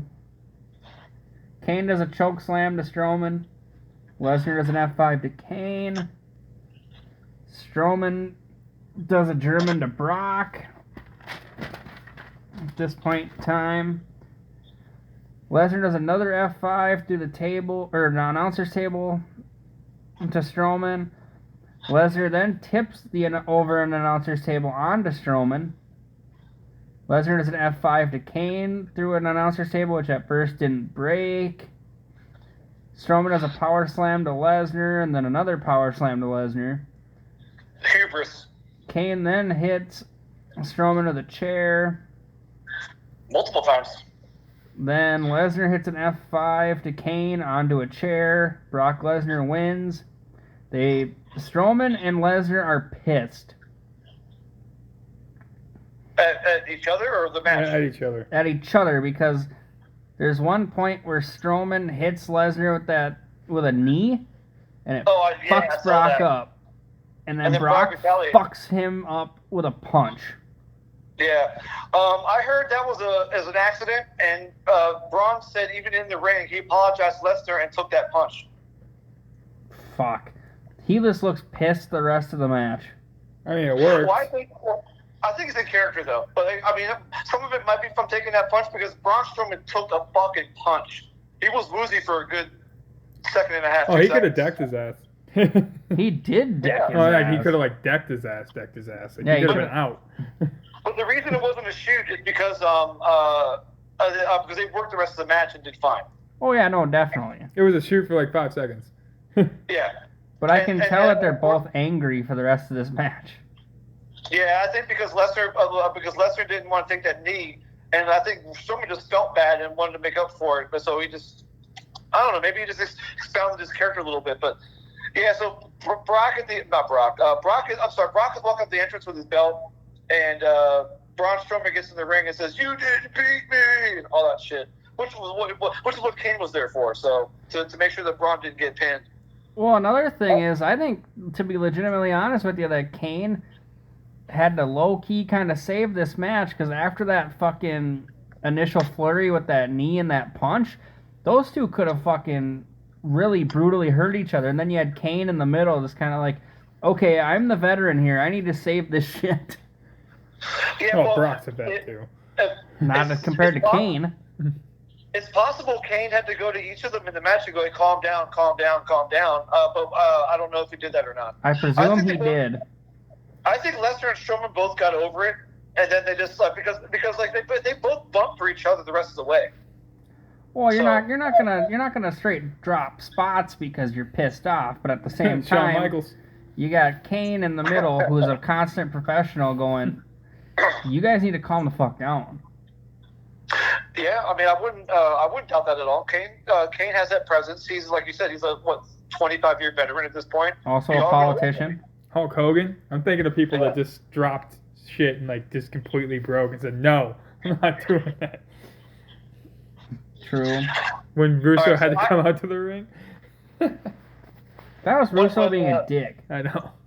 Yeah. So when I saw this match the first time, I don't know if I felt as good about it then as I do now because Brock won. Because Braun Strowman is so over. He's on his way up. He really is over. Yeah, I mean, all he had to do was raise his arms and yell, and people were doing it right with him. He's one, actually, like going back, I mean, he's one of the disappointments in WWE. He should be way better than he is now. He's like, what's he doing now, by the way? Nothing. I know he's currently on Raw. That's all I know. Well, so were like 50 other guys. Of course, I'm wondering if Braun Strowman's in this match, and he's thinking, one day I'm going to form the greatest tag team of all time and win the tag belts at WrestleMania. We will one day review that match. Okay. So like hell, even the intros were fun because like only Paul Heyman can make a catchphrase out of his intro for Brock. So I mean, I thought that's always fun. I do agree with that. Yeah. I broke down the knee and the right hand spot between Lesnar and Brock, or Lesnar and Strowman. It was. I mean, you could see. I mean, they really hit each other. It wasn't like they pulled a punch. You could tell it was legit. Well, they showed replays of them even. Yeah. So it was an accident to Lesnar and a shoot to Braun. Accident to Lesnar and a shoot to Braun. And so then if Kane had to push the children to different corners, you did. Although I didn't notice if you did or not, but that's what that's why they're professionals. You're not supposed to notice that in the match. Yep. The tables come out, the crowd pops. I'm glad the crowd is back because like during the friggin' tag team match with Rollins and the bar, the crowd was just dead. So I'm glad they were able to get the crowd back. It was really cool because this crowd is so much fun. I'll agree with that. Braun Strowman, he took that. So that one table that was set up in the turnbuckle that was like that was vertical. That was a horrible table bump. I don't know what the fuck they were thinking. He just fell into it. They were supposed to push him, but he just kind of went like, nah. And then Michael Cole trying to sell it. Yes. Yes. Braun tried to brace himself. Yeah, Braun Strowman knew he was going to go through the table, so he figured he would just jump into it himself. He didn't jump. He just kind of slowly fell. Why not even mention it? Like at this point, sometimes announcers just need to not mention something. How about that? Come on. They're burying the match. Yeah, all the announce table stuff was great. I mean, I'm sure Kane didn't appreciate getting F5 on the monitors, but everything else was outstanding. I love the Braun Strowman thing. Sorry to interrupt you there. Go ahead. But I loved it when Brock flipped the other announce table on the Braun and you could hear Corey Graves go, "He's dead." Yep. Yeah. All Let's right. see what else happened here. And then I love Lesnar's selling of the fact that Braun Strowman pushed the table off of him and stood up. So like he was really putting Braun over. Braun with his strength and his he's a big dude and is standing up after getting not only F5 through a table, but getting a table dropped on him and is still standing up. Good by Lesnar. Well, Lesnar's motivated. He's one of the best. But as Dean Ambrose, and he's not the best. It's just one of those weird things. Like I don't know why he wasn't motivated for that match, but is motivated for one with say Strowman, for example. It's really weird how Lesnar thinks. I'm not sure what's goes through his head. And I don't really want to know. Me neither. Fuck Dean Ambrose. Hi, John Moxley. Yeah. Hi, John. Right. Not what I was going with, but. I don't like the idea that they showed Strowman power slam Lesnar twice and doesn't pin him. Like, that's dumb. Well, he put him through the table the first time. Well, no, at the end he power slams him twice too and doesn't do nothing. Yeah. How do you guys feel about that finish with in a triple threat where one guy puts a finisher on a person, somebody else comes in, throws that guy off, and then pins the guy who got the finisher put on him? How do you feel about that kind of finish for an opportunistic heel? I don't mind it. At least Brock was the one who gave the finish this time. No, I thought. Hold on. No, because Brock punches Braun off the apron and then does the F5 is how it finishes. Oh, okay, never mind. Yeah, because Lesnar did the F5 to Kane on top of that chair. But I still don't like the concept that Braun took one punch and was done for the rest of the match. Thankfully, it didn't go on too much longer. Yeah, I thought the match was perfectly. Actually, it's a good point you brought up because the versus the last match, everything here made sense. I don't think anybody fucked up other than what maybe the Lesnar and Strowman was a fuck up, but they made up for it. Everything looked good. They didn't waste any spots. I give the match an 8.5. I give it an 8. Holy fuck. Yeah, I liked it. It was slow, but like I said, I'll do 7.5. And the big moments it did have were good, except for that table spot. I think my best thing is Legend's comment during the match. He goes, "Well, at least there's one thing good about big men moving slow matches. It's spot. So it's super easy to keep up with." You don't have to pay attention 100%. Just like, oh, they're about to do a big spot here. Yeah, you can just tell. I'm just not the biggest Lesnar fan because it's like, say it was like, just pick your favorite wrestler and they wins this match. The match would have been higher. Like, say, who's my favorite wrestler at this point? I'd say Strowman. Heel Roman Reigns. So let's say it's heel Roman Reigns. I love heel Roman Reigns right now. Say it was him winning this match. This match would have been like a 10 because the match was like paced well. The spots were well executed, except for the couple things that we talked about. But I would have overshined that if it wasn't Brock Lesnar winning the match. At this point, I couldn't stand Brock Lesnar. He was so boring. Replace Brock with Samoa Joe. Or Samoa Joe, that's a great one. True. Yeah, whoever. And Samoa Joe wins. Yeah. So, yeah, I give it 8.5. I loved it. But I think when I first watched the match initially back in 2018, I think I shit on it. I really did. Because Lesnar, I just hated him. You know, that's what happens sometimes. You learn to appreciate something a little longer or more. I lost after WrestleMania 19 against Kurt Angle. I haven't really liked too much of Brock. Like 19, Kurt Angle was awesome, and then Brock's work just went down. That match with Samoa Joe, awesome. Yeah, but like I'm saying, it's few and far between when he was really good at putting work in. Like the first year he was in the company. Yeah. All right, so there's nothing between that match and the Women's Royal Rumble except for the hype video. Which makes sense on this one because it's historical. Do we not have a women's Colonel Royal Rumble? No, there's no Colonel standards for the. There's a little stuff there's a little stuff before the match starts. So, first of all, before we even go into that, history in the making. Good Lord. I mean, I remember watching women's matches back in, freaking 85, 86, and they were shit. The drizzling shits? They may as well have been. Because, the matches just weren't booked. I mean, I don't think women's wrestling was ever taken seriously, ever, until, the last, 8 years of what we're watching now. I'd say probably, 2006, when Trish Stratus was retiring, they got closer and closer to getting there. They were getting closer, yeah. Yeah, they had moments. Like you said, Lita and Trish. I mean, they had moments. They had who was it? Wendy Richter and Fabulous Moolah at the first WrestleMania. So they had their moments to where Alundra Blaze, Medusa. Well, I mean, yeah, same person. But Medusa, I know that's why I said it that way. But the biggest reason they never had any credibility is because there was no opponents for any of the champions, so they're never on any pay-per-views. So you had Wendy Richter. You had Wendy Richter versus Moolah, that was it. Then you had Rock and Robin versus Sherry Martel, that was it.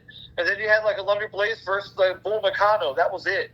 And then you go down to Sable and Jacqueline, and that was it. And then you had Trish Stratus and Lita, and really that was it until people like Victoria, Mickie James, Molly Holly. Yeah, so this is very important, and I want to stress this a little bit because, I've watched women's wrestling from way back in the day till now, and they're just on par with the men, if not better at some points, if not most points, because it's getting to the point where they're main eventing pay-per-views, they're main eventing Hell in a Cells. God damn, who'd have thought?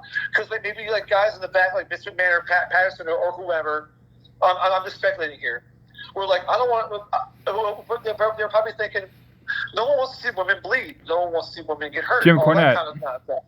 This is you are doing the opposite of Jim Cornette right now. Jim Cornette hates when they put him in the cell. Hates when No, do it. I mean, like, I'm sorry, Jim Cornette. Listen, if Jim Cornette's listening to this, you can fuck right off with that nonsense.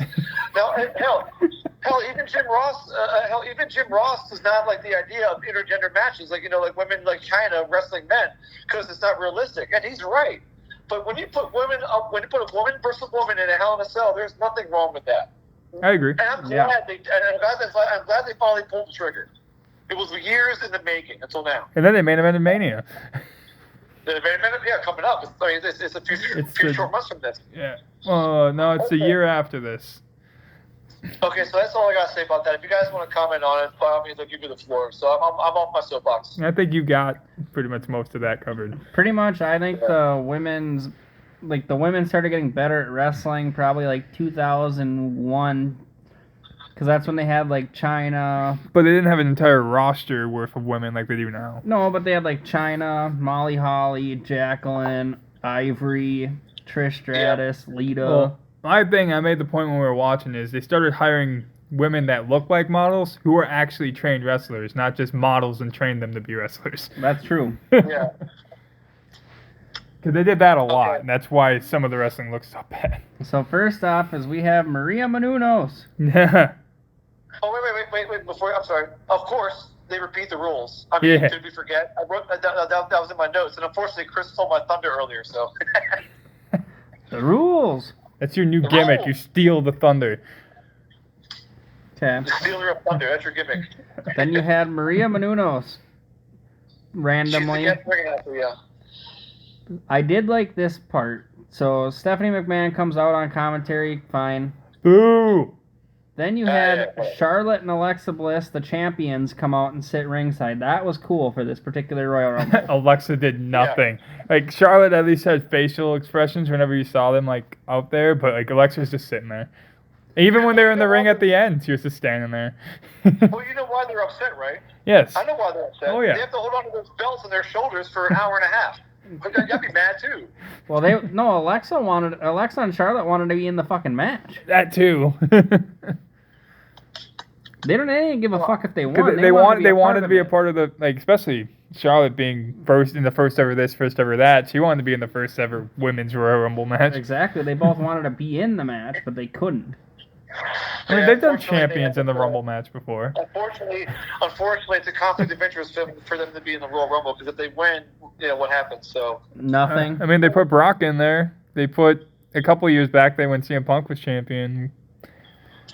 One of those years in between 2010 and 2020, they allowed the champions to be in it. I can't remember what Only year it was. Brock. There was 1 year they did allow the champions. No. Or Punk lost the title and he was in it. But somebody... Reigns lost the title and he was in it. There's those, yeah. And then the other one is when they had the ECW title, they would let him be in the Royal Rumble. Well, that's not a world title. I don't care what you say. Yeah. As far as I know, Punk was never a world champion and involved in the Royal Rumble at the same time. So Punk was champion at the Royal Rumble a couple times. Yeah, he lost to Rock, and I don't remember who he fought the year previous, but he beat Dolph Ziggler. Oh, he beat Dolph Ziggler. I mean, who hasn't, right? with a referee. I can't remember who the ref was though. So, anyways, the first two entrances are Sasha Banks and Becky Lynch. Great way to start things, actually. So Lynch does an arm drag to Banks. There's a double clothesline spot. And number 3, Sarah Logan. Sarah Logan does a drop kick to Banks.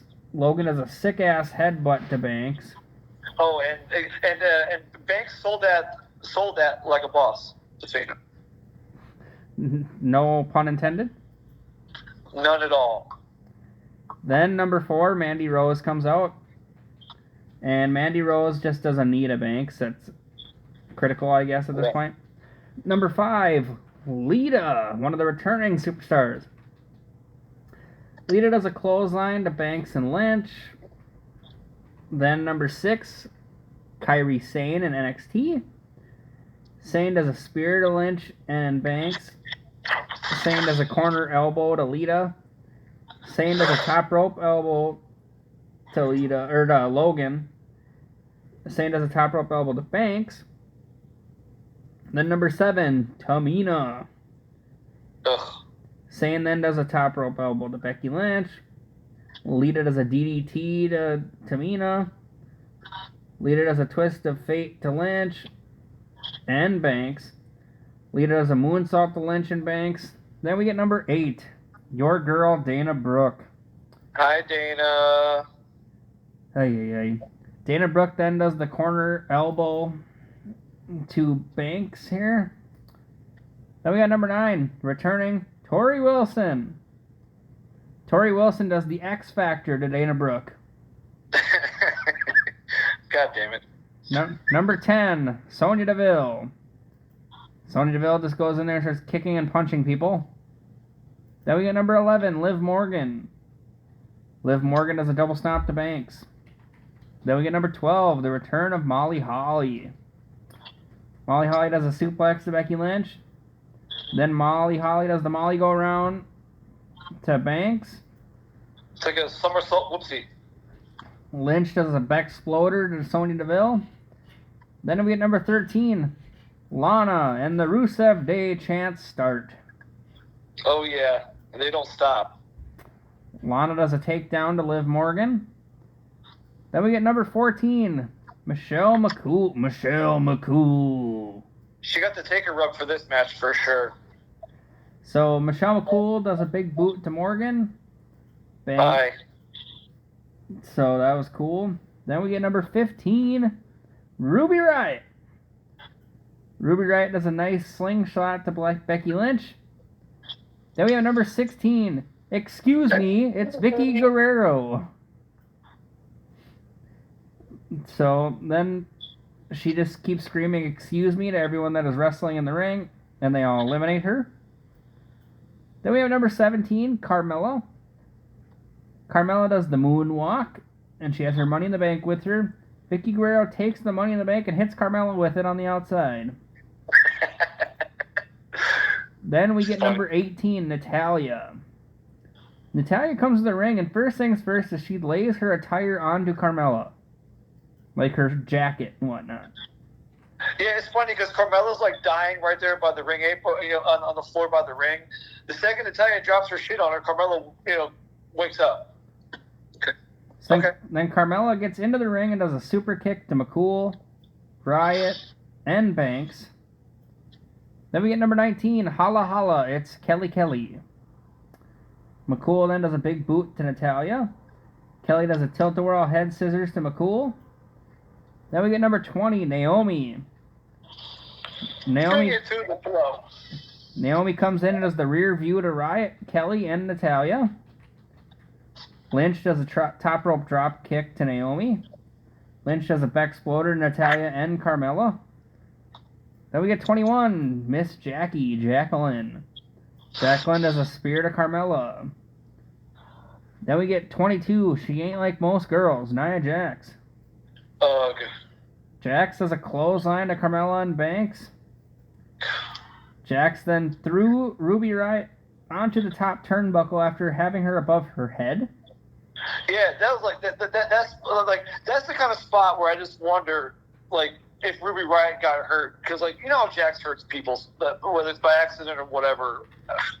She had her in a gorilla press, and Riott was up there just pick me up. But that had to hurt. Might have hurt her feelings as well. Good. So we get number 23, Ember Moon. Ember Moon does a springboard kick to Jax. Then we get 24, Beth Phoenix. Beth Phoenix and Natalya both do a shoulder tackle to Jax. 25, Asuka. Asuka does the hip attack to Carmella. Moon does a head scissors to Asuka. Moon does the eclipse to Asuka. Then we get 26, Mickie James. Hi, Mickey. Mickie James does a Thez press off the top to Asuka. James does a neck breaker to Banks, and then a neck breaker to Natalya. Then you can look, but you can't touch. It is the fake breasts of Nikki Bella. Nikki Bella then does the spear to Natalya. Then Carmella does a Bronco Buster to Nikki Bella. Then 28, it is Brie mode. Ugh. Brie does knees to Asuka and Banks. And Natalya and James. The Bellas do a double drop kick to Jax. Then 29, we have the Hugger Bailey. Bailey does a rope stunner to both Bellas. Bailey does a top rope elbow to Natalya. Then we get number 30, Trish Stratus, who does a Thez press to Natalya. Then she does a Stratusfaction to both Bellas. Stratus does the chick kick to Jax. Natalya does a sharpshooter to Stratus. Stratus does a chick kick to Natalya. Nikki does a knee to Asuka. Brie does a crossbody to Asuka. Asuka starts doing yes kicks to both Bellas. Nikki at this point does the rack attack to Asuka. Asuka does a top rope drop kick to Nikki. Nikki does a springboard kick to Asuka. And Asuka wins the Royal Rumble. First Women's Royal Rumble. Yay! Whoop, No whoop. one's ready for Asuka. WWE with their New Japan booking. Yeah. The same month as Wrestle Kingdom. So what were your notes on this one, sir? So we'll talk about the afterwards, I guess, after we talk about our notes here, because that's a sight to behold as it was. It was something. Yeah, you do your notes, and then I'll do the eliminations, and then we'll go that to the aftermath. All right. So when Banks came out, it's boss time. Fuck you, Cole. Shut up. I don't need to hear that shit anymore. Okay, we know it's Sasha Banks. We know. God damn it. Lita looked great, except for that moonsault, but I think she Told was you, just she tried to kill herself. I know, she just fell over. I thought she was going to hit her head. Well, to be fair, there is a story that when Kairi Sane did that elbow to her when she's sitting in the corner, that actually hit her windpipe. Oh, okay. I mean, I didn't expect her to come out and do everything she could do back in 2002 or whatever, but like, She it did. looked like she just fell over, and I thought she was going to hurt herself more than anything else. I was just But pissed still. off at the fact that when she's climbing to the top ropes, the commentators are like calling it like, "Oh my God, she can't do that." Yeah. Now, Kairi Sane, like, I like Kairi Sane as a wrestler, but I don't like the pirate gimmick. I just don't like pirate gimmicks. I think Pirates of the Caribbean is ruined pirates for me. But she's a Japanese pirate. Plus, Paul I Burchill. don't care. No. I don't care. Hot Japanese A pirate. pirate is still a pirate. What would you think about a butt pirate gimmick? She can steal my booty. I don't think it's the same thing, sir. Kairi Sane can steal my booty. Yeah, but don't get me wrong. Kairi Sane looks great in the ring. I just don't like her gimmick. But, you know, if she wants to be a butt pirate, maybe she can be a butt pirate. I don't Well, care. not like that. Let me rephrase that. She could be a butt pirate. All right, so then we have Tamina come out, and like when she came out, I was like, oh god, people have to put her over in this match. Like I'm talking about, like not only the talent in the ring, but the announcers too. And God, they tried. They tried, and I have to give the people who wanted to put Tamina over with more credit than Tamina has ever put. I'm sorry, I give them more credit to put Tamina over than I'm ever going to give Tamina. Period, because she's horrible. She is. Apparently, the whole family is.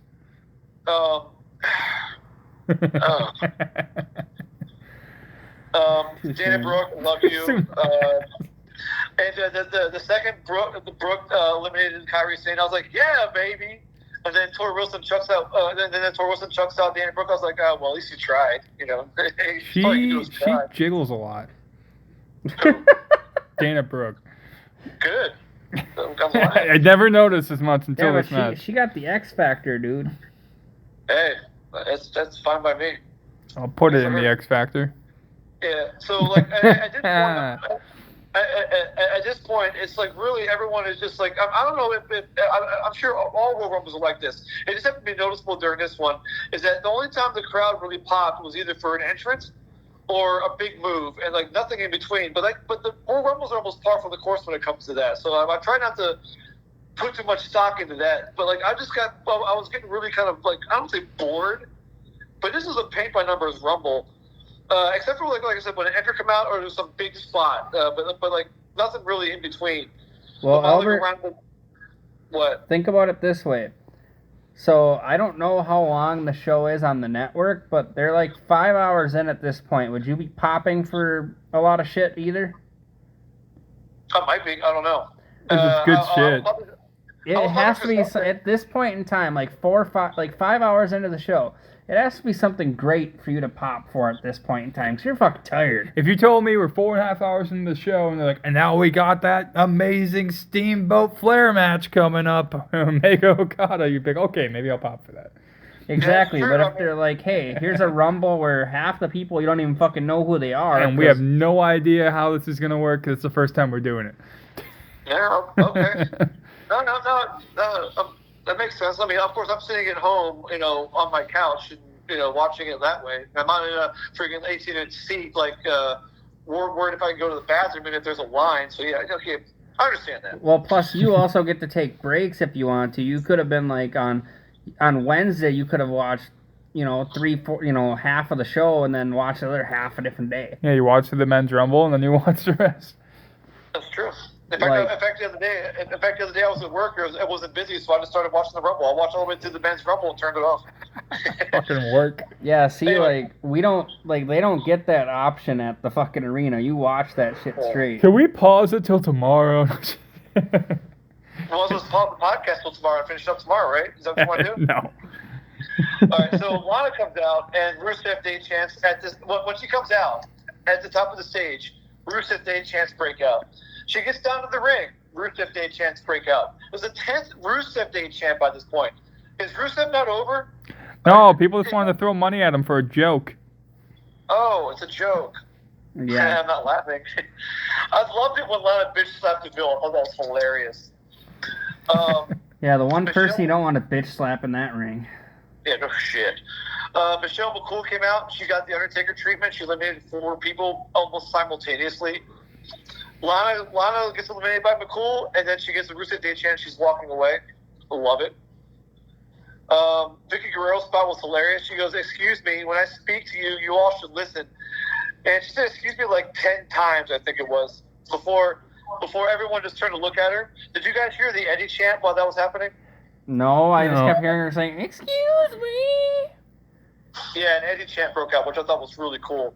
This crowd is great. I love this crowd.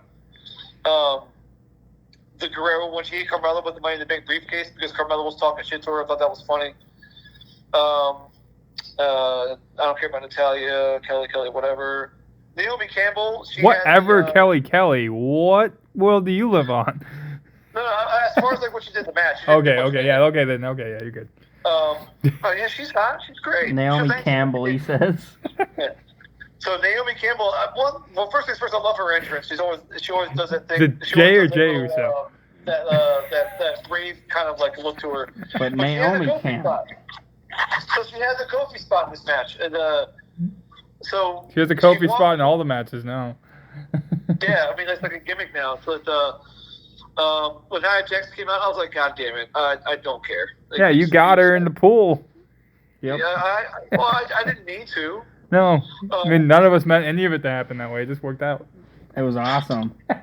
Yeah, so I think Jax throws out 3 people. She throws out Jacqueline, Kelly, and Riot, and they're all the ones to receive Naomi as she gets tossed over the top rope. So then she begins the Kofi spot. She walks along the barricade. She goes to Maria Menounos' chair, or takes Maria Menounos' chair, and then she puts her feet on the chair, and then and then leans over to the floor and uses her hands to crawl over to the stairs while her feet are still on the chair, which has wheels. And then she goes up the stairs and she completes the Kofi spot. And then she completes the Big girl rule. big girl. Well, now it's big girl rule, but she does the big man rule. Breaks it. Yeah. And she jumps right into Jax, and Jax says, "Okay, well, then bye-bye." Thanks for coming. Thanks for all that effort just to get eliminated anyways. Okay, so Phoenix comes to the ring, and she and Jax have a face-off. Why is the crowd saying this is awesome? Because that's the most dominant, quote unquote, diva, other than China. that you They're can not bring in. cheering for Nia Jax. They're cheering that Beth Phoenix is even there because she's been basically retired for a long time. Well, plus it's the biggest, baddest woman of the diva generation versus the biggest, quote unquote, baddest woman of today's generation. Well, the biggest woman. Remember, she's a former model and a former basketball player. They made sure to mention that when she was in the ring. They did. Nia Jax. They did.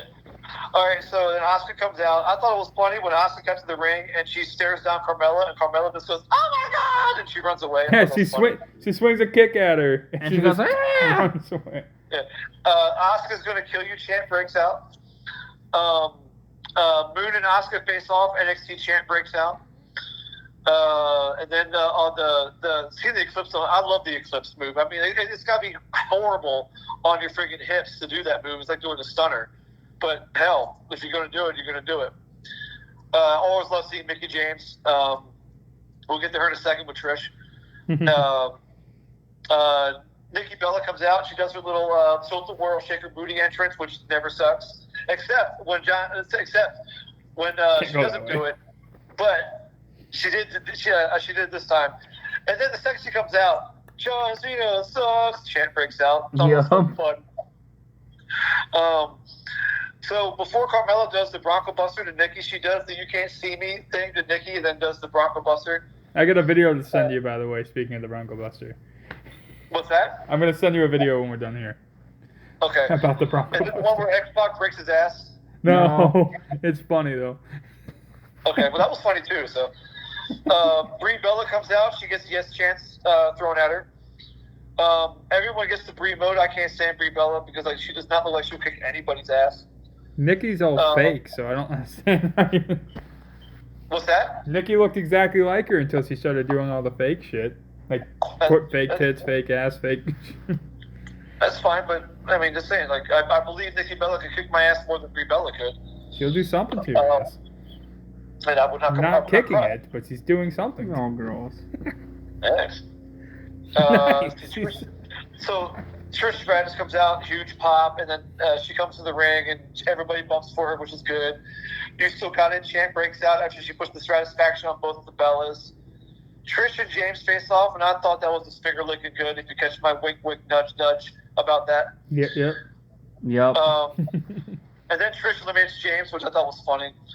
And then everybody gangs up on Jax. So that's the whole big person ganged up on people cliche. And then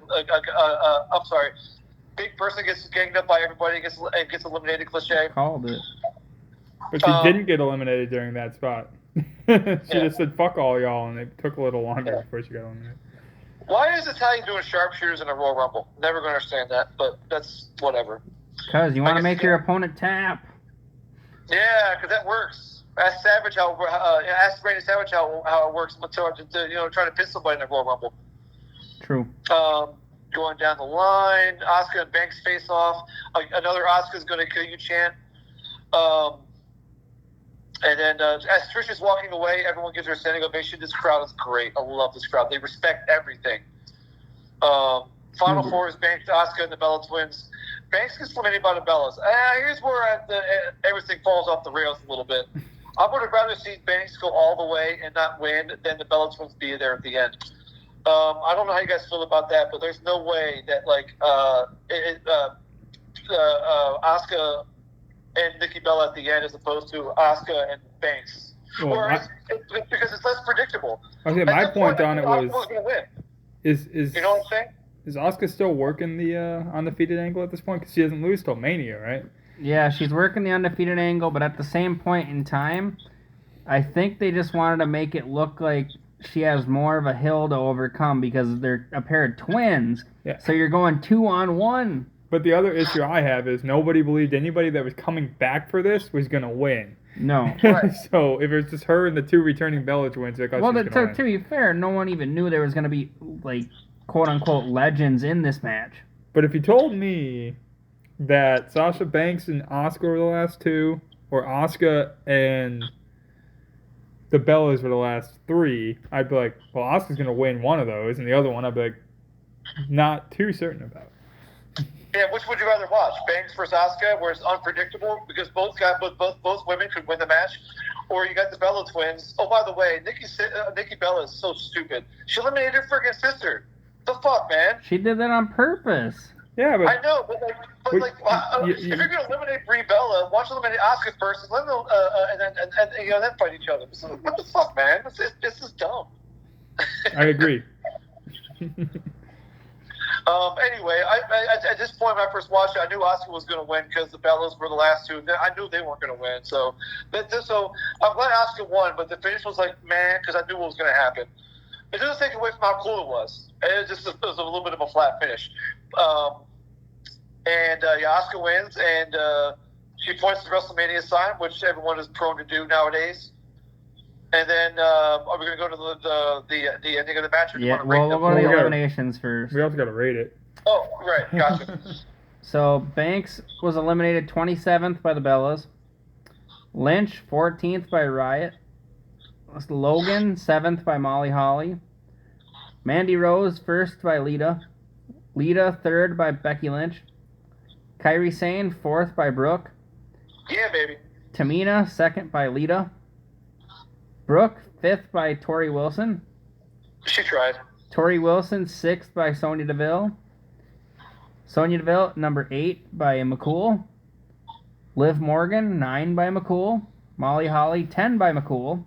Lana 11 by McCool. McCool 13th by Natalia.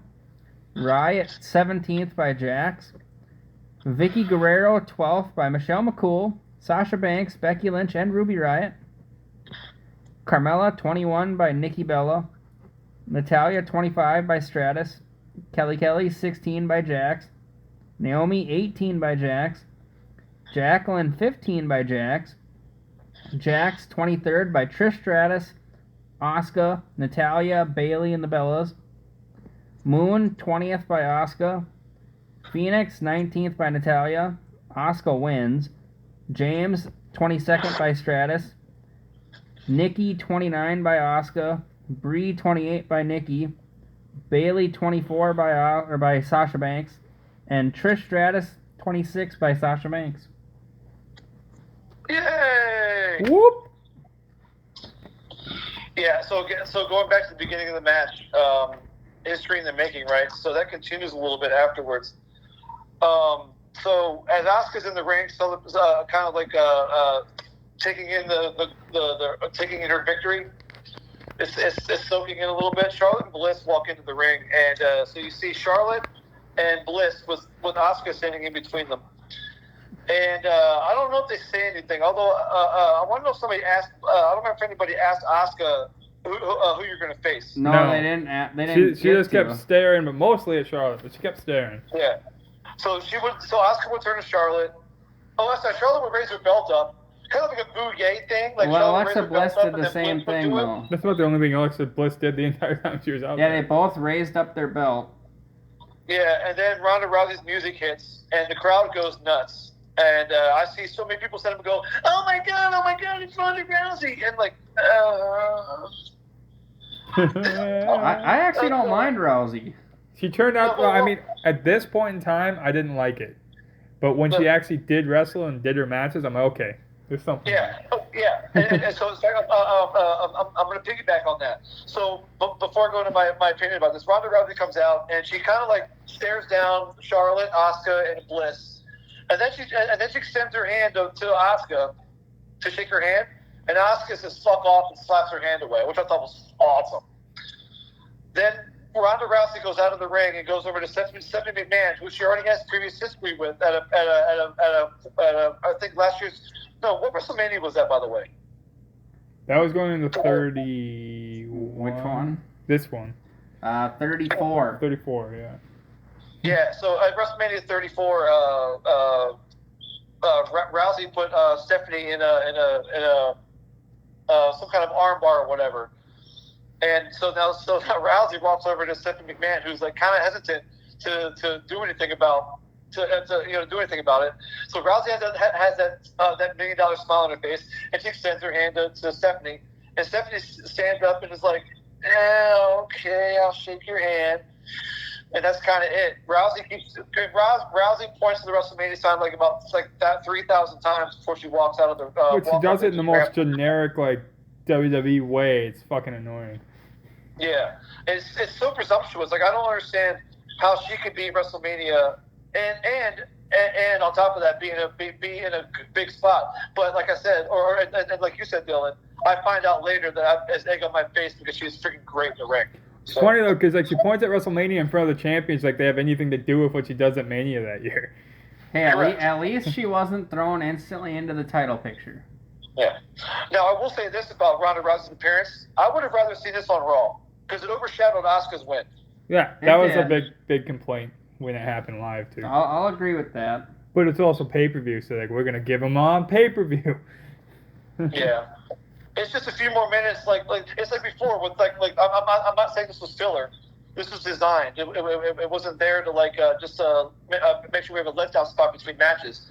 This was it was good for what it was. I didn't care much for it when it happened, but they could have slaved off this like 5 minutes and given it to something else.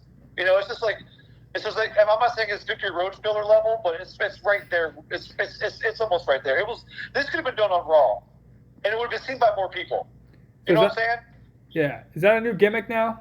We're gonna call it Victory Road filler level now. When this. I mean, it has to be because that was some outrageous garbage. I mean, it has to be. So yeah, if I think of it, that's going to be added to the gimmick to the little gimmick list.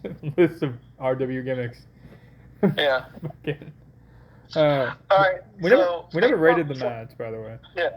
So again, just like the men's rumble, a lot of this is just people standing around doing nothing most of the time. But when the spots hit in this match, except for like a few brief things, I enjoyed it. History in the making. Everyone on the show made sense. And there wasn't anybody in here who was absolutely horrible besides Tamina, maybe Nia Jax. But that's just my opinion of them. I agree. And they had some really cool spots. The crowd was involved. I give it a 9. Other better than the men's rumble. I disagree. I gave it an 8. I gave it an 8 as well. I don't know. I felt it was a little slow getting going. Yep. And it's funny because you watch the men's rumble and there's a lot of guys get in there and they just kind of lay off to the side. The women just disappeared outside the ring. Like, we're going to go lay out here. Because there was a minute there because like Banks was in the match forever, but she was outside the ring for like 10 minutes after whatever Jax or whatever threw him out there. True. But she wasn't thrown out of the ring. She was under the ring. She was still in the match. And she just laid out there for a while. And I got a feeling if it was Banks and Asuka at the end, I would have given it a 10. Just because it's history in the making. And everything in there more or less made sense to a degree. That like I wasn't sitting there going like, what the fuck was that? What the fuck was that? You see rumbles where it's just like ludicrous. Like it's just like I don't care why you're out here. Everyone in this match deserved to be there. Ruby Riott eliminating Becky Lynch wasn't ridiculous. I'm sorry?